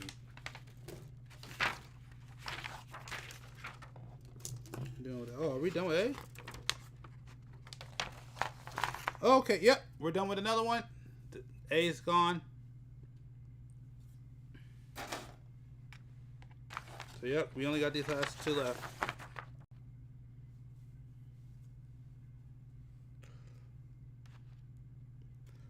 B22, B19.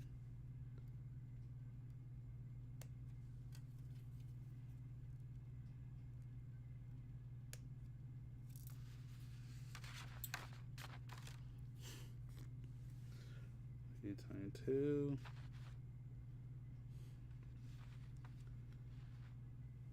B19.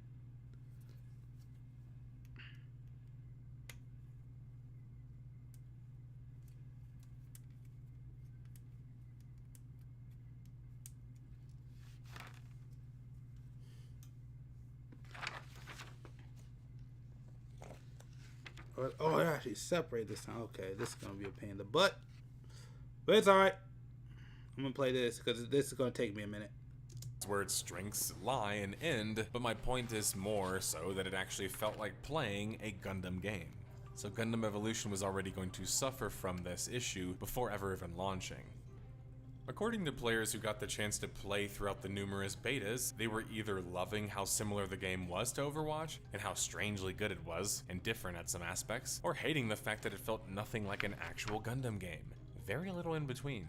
The hype cycle for Gundam Evolution is quite interesting. First off, people often cite marketing as a reason that a title fails, but Gundam Evolution had active news cycles for a year before it even came out, and quite active betas as well. That means that Gundam Evolution wasn't struggling to be covered, especially by those serious about the project, or even those hyping it up for clicks. But nearly all of the positive words about the game were centered around it being a nice, fun alternative to Overwatch 1 and later Overwatch 2, which was still nowhere in sight. And although Gundam Evolution, when covered by any major outlet, was almost always compared to Overwatch, there were some unique aspects about the game that should be mentioned. For example, it was faster paced, whether from the universal dash system or just the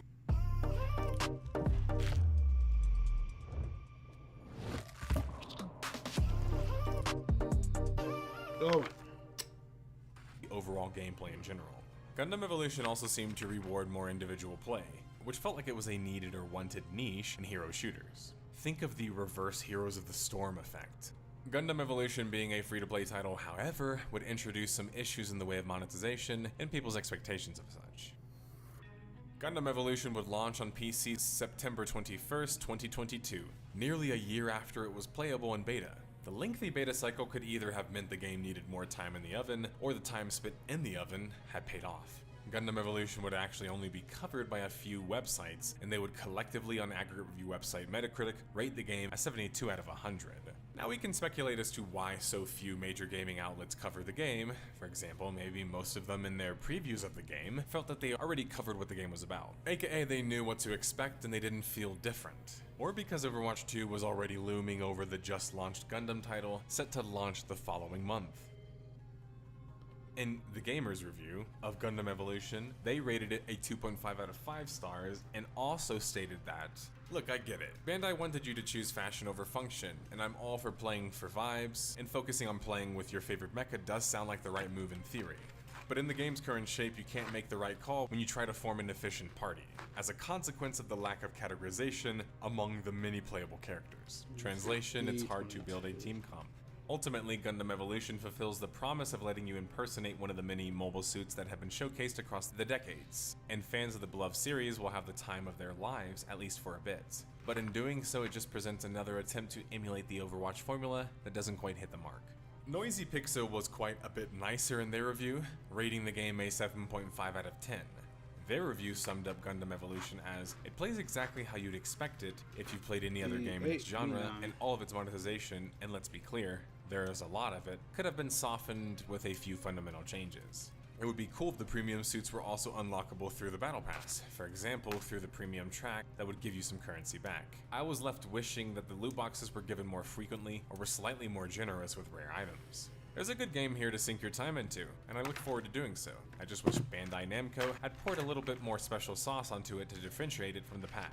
There's a ton of potential with a property as massive as Gundam, and I can't help yearning for a game that did little more than just meeting my expectations. Noisy Pixel seemed to see more of the potential in Gundam Evolution than most, but I'm actually going to agree with them. I think had Gundam Evolution had more Gundam unique parts to it, it could have set itself apart much better. For starters, it had next to no story for the game, including leveraging the actual story of the characters selected.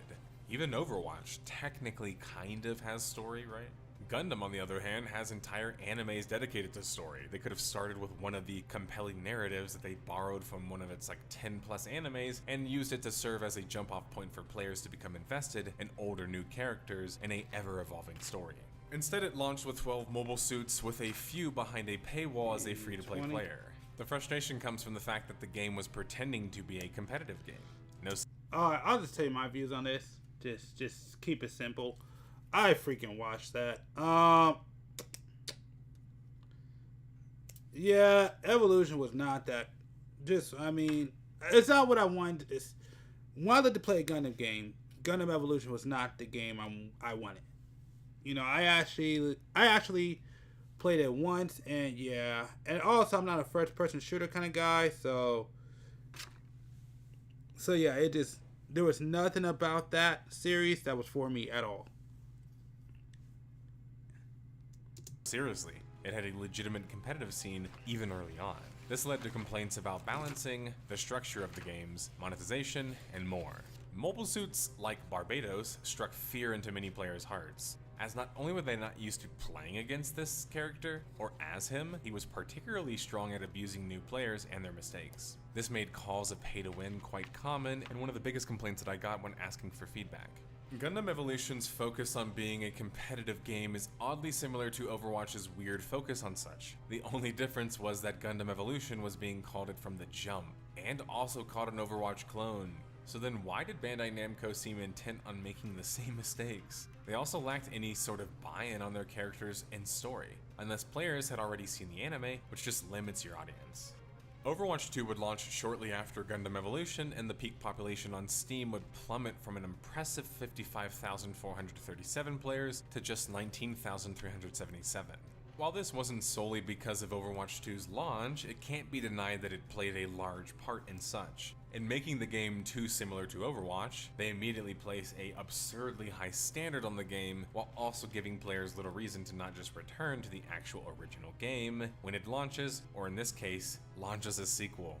Combine this with the previous reasons I and other multiple outlets mention, and Gundam Evolution's numbers just weren't doing so hot. Gundam Evolution would launch on consoles December 1st, 2022, a few months after its PC launch. The delay between the two might seem strange, but since the game wouldn't actually have crossplay, and the audiences were being treated as separate ones, it wasn't that strange. Not that not having crossplay in 2023, or in this case, the end of 2022, wasn't strange. As such, it's actually hard to track the success of the console launch of Gundam Evolution. With the console launch would be the launch of Season 2. Season 2 would introduce a new unit, the New Gundam, a new map, the Colony Trading Posts, 170 new custom items, the ability to change your name, and some more custom match functionalities, only on PC though. Spectator mode, coaching functions, timeout functions, and a room ID change function. Many of these features and aspects felt a bit strange to be seen in a major season patch, considering they were basically quality of life changes arguably needed pre-launch. However, Season 2 in my eyes was a pretty beefy and successful update. Season 3 as an update for me is a clear public sign that the game was hurting. It's not only far less content packed than the previous season, it feels like they were selling weeklies and dailies like something worthy of bragging about, which tells me that they didn't have that much to brag about. By this point on Steam, the population had dropped off of a cliff at only 1,500 players peak by the launch of Season 3, though it would rebound slightly up to 1,880 players in March. Bandai Namco would couple this momentum with their 6-month anniversary Season 4 update, which would feature some actual content, including new events, 2 new unit skins, and the Ballista Gundam suit. Something worth mentioning is that Bandai is known for having day one DLCs, or DLC available basically at launch. And based on the quarterly update cycles, players felt like either Bandai had pre-cooked the content being released, or was trying to cook it at a feverish pace. Both would carry serious consequences. The population would jump up to 1,900 players by the spring of 2023, going into the summer. Gundam Evolution might not have been the roaring success that Bandai Namco seemingly was the only one expecting, but it was still chugging along. Problems and all, there was something unmistakably fun about the game. Within just a few months, however, the population had only continued to drop, now sub 1,000 players peak, and suddenly all the steam had left the mobile suit. By the summer of 2023, less than a year after launch, Bandai Namco would throw in the towel and announce the shutdown. Alright, that's it. We are done. So then we clean up everything. And I'll put it together. And then we're going to be done. As you see, that just got knocked out. Alright, time to start putting all this stuff away.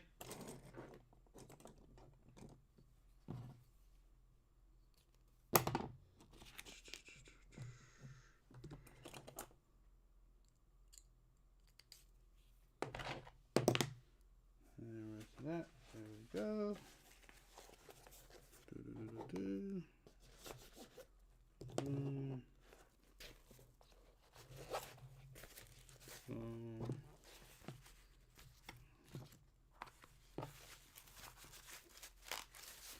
Yep.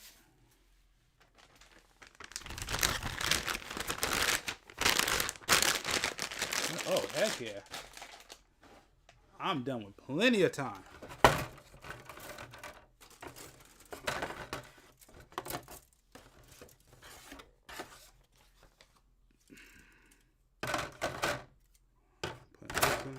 Put that. Yep. See, still got some parts here.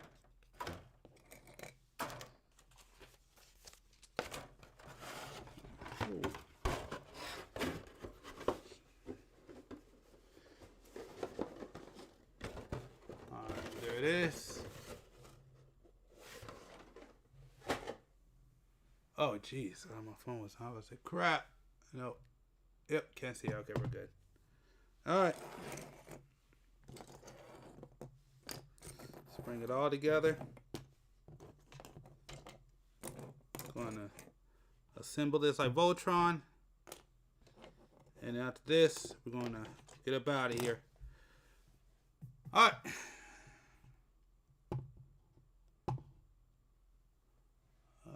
Yep. All right. It's a little down.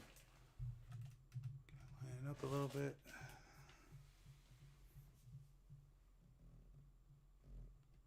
Oh, I'm going to try to line this up a little bit. Yeah, let's close this out. Boom.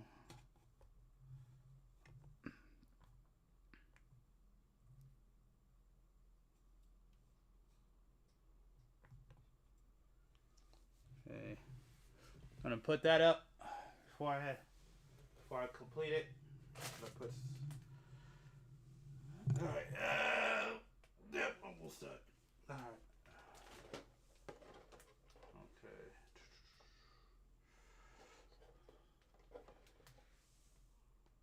All right.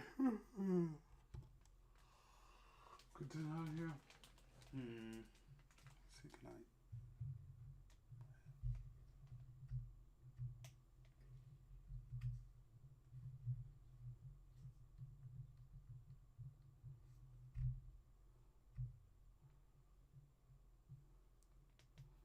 There you go.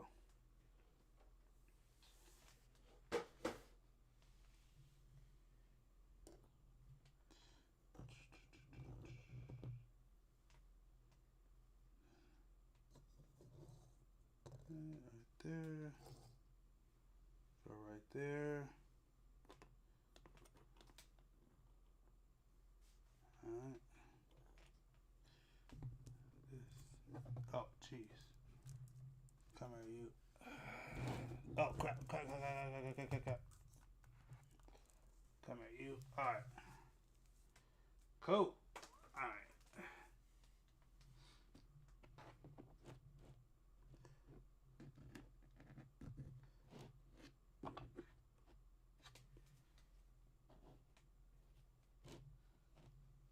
Okay. Let's put this all together like Voltron. And then we're going to get up out of here. So, here we go. Let's start with the legs.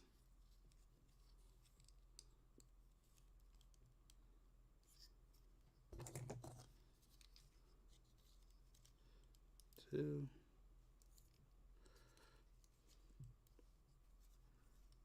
All right. Got the legs done.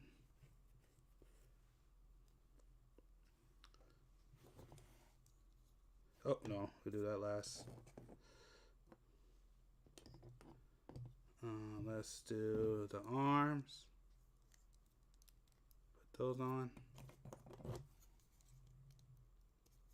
Boom. Put in the waist.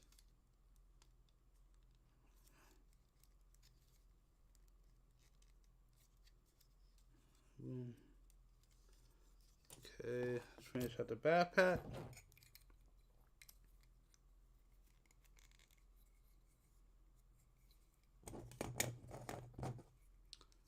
Put on the backpack.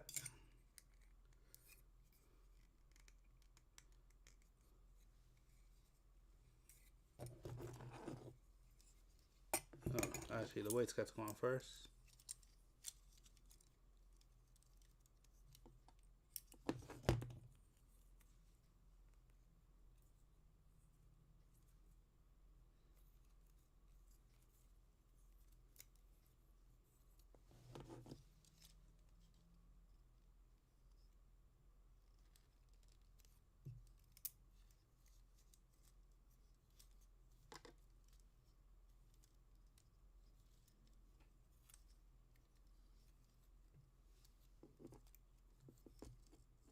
Okay, put the backpack on right here. Doo-doo.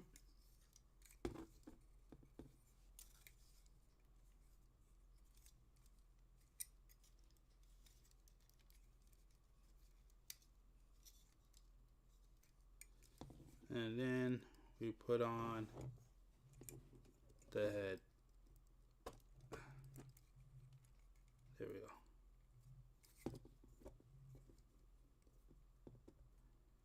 And there it is.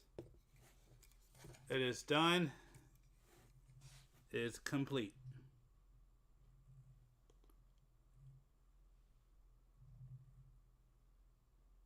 There you go. Well, that's it for me. I want to thank y'all for checking out another live stream. Appreciate it. Shout out to Jeremy. Shout out to Jeremy. Shout out to Crocky. And shout out to Young. You know, y'all checked out the live stream. I just wanted to shout out to y'all. Appreciate y'all. Just what do I gotta say? So probably this week I will be doing another live stream on the. It's looking like it's gonna be on the 20th. That's the wrong one. Where is it at?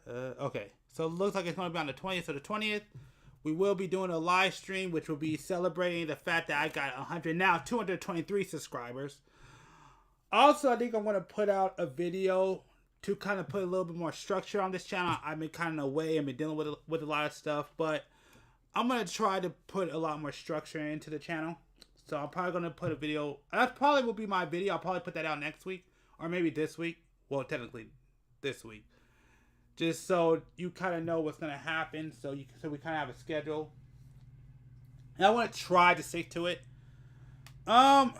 Just so you know how the channel is going to be, how this is going to go. I know y'all are going to love Gundam content, so I'm thinking about at least doing one weekly Gundam content and then one additional content, probably a week, but you'll at least get one weekly Gundam content. So I think I might add that on. So just some random video about Gundam, no matter what it is. What else do I got to say? yeah, so check out the live stream on the 20th. It's looking like I'm going to have a bunch of my friends come in, and so it's not just going to be me. It's probably going to be a bunch of us, so we'll see what happens. A couple people already said they're going to be there. Some are kind of up in the air, but we'll see what happens. We'll probably have some call-ins. We'll probably actually have some people to come in and play. So that's going to be fun. So we're going to definitely make it a big thing that day. But anyways, oh, and also, as you know, I missed the Gundam short for this week. So I'll be back next week with this one right here. So we are going to get back to bi-weekly. Hopefully. I'm kind of catching up. So I actually may do... Actually, next week, I have an idea of another short. So I may do another short next week. And then come back with the bi-weekly. That's what I'm thinking. But also know this. We're getting close to summertime. I'm actually currently going through the process of... we're getting close to the summer banner. So if y'all are into FGO, that will be coming up soon. So I just want to make sure that y'all know about that. And then, yeah, so I'm probably going to go ahead and put a video together, probably starting on Monday, to kind of give you a schedule of how this is going to work. Now that we have more subscribers on this channel, I got to give you some kind of consistency or some kind of schedule so you know what to expect going forward. But, yeah, so I'm going through the transition right now. But anyways, with that being said, we're about to get out of here. Do me a favor. Oh, no, I messed that up. Can I stop it? Yes, I can. Okay. There we go. I put it on the wrong side.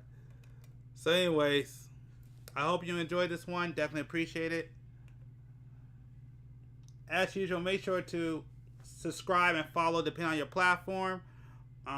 Thank y'all for checking this channel out. I do gotta work more on the Instagram. I don't work on it as much as I usually do, but that's because I've been busy with other stuff. Yeah, but I should have more time, at least for now, until I find a new job or a new gig to do more videos. So expect probably a lot more videos, hopefully starting next week, if not the week after for sure. I'm going to definitely spend pretty much all day Sunday recording videos, so that's going to happen. But anyways, as you see, it's done. It's built. I don't even know why I never said the name. Oh, because it's in Japanese. Oh, Bell. Gundam Bell. I should know this. Gundam Bell. We just finished building the Gundam Bell. Definitely enjoy this build. Yeah. So there's not much else I got to say. I just want to thank y'all for checking out this live stream. Thank y'all for checking this out. Yeah, there's not much else I gotta say. Again, I want to take the time. Actually, you know what? Let's go to my channel real quick while I'm on here. I'm gonna go to it. Let's go to it. So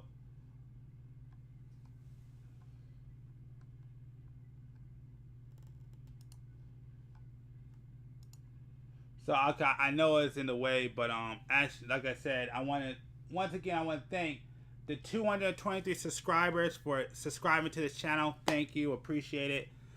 I'm grateful. Thank you once again. Like I said, this will not be the last time I do a thank you. I know if you watched my last video, it's the last time I'm going to do a thank you to y'all. But this will be the last video I do a thank you for. This will be the second to last live stream. Like I said, we're going to do a live stream, and who knows? I'm working on something right now. If it works out, if you check out the live stream, you might be able. It's a baby. It's in the works, but we might be able to. I don't know. I might do something cool, but it depends. So there's no promise, no guarantees. But I do want to put that out there. So you only know this if you watch the live stream, because the live stream I'll give you like little behind the scenes, the little things that you don't know about. So, but anyways, yeah, I just wanted to say once again, we reached 223 subscribers at this point. I want to say thank y'all, and also on a live stream I will be talking about the milestones. But yeah, so the next video I will be trying to put a little bit more structure on this channel, so you kind of know what to expect. So with that being said, I want to thank y'all. I appreciate it, and yeah, we're gonna move forward, and yeah, I'll be back with another video in the future. All right, y'all have a good one. Oh, and also let me do this.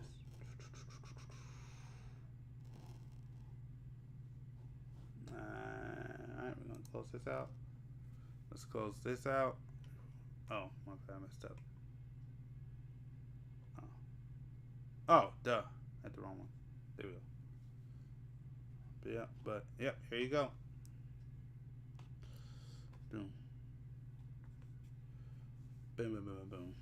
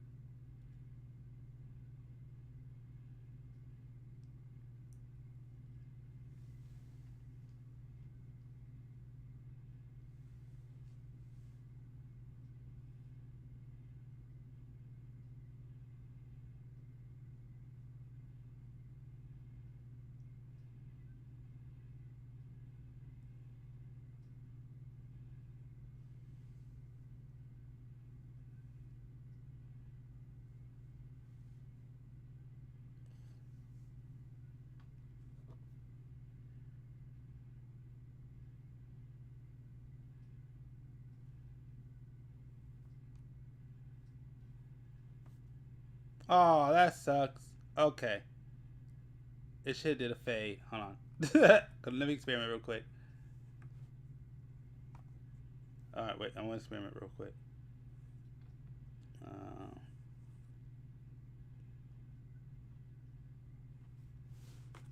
Let's try that one. Nope, that didn't work. Okay. Where is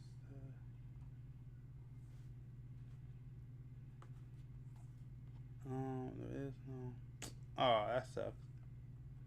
Okay, I gotta fix that. All right, just trying to try something that didn't work.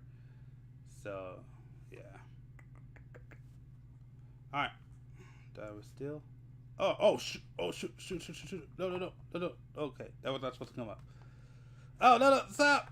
That was not supposed to come up. You're supposed to see it. It's not a bad thing, but you're not supposed to see that logo. Oh well.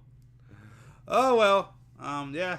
I mean, heck, if you need some services from me, if you figure out where that logo's from, you can actually hire me for a couple of gigs if you need me to do some gigs.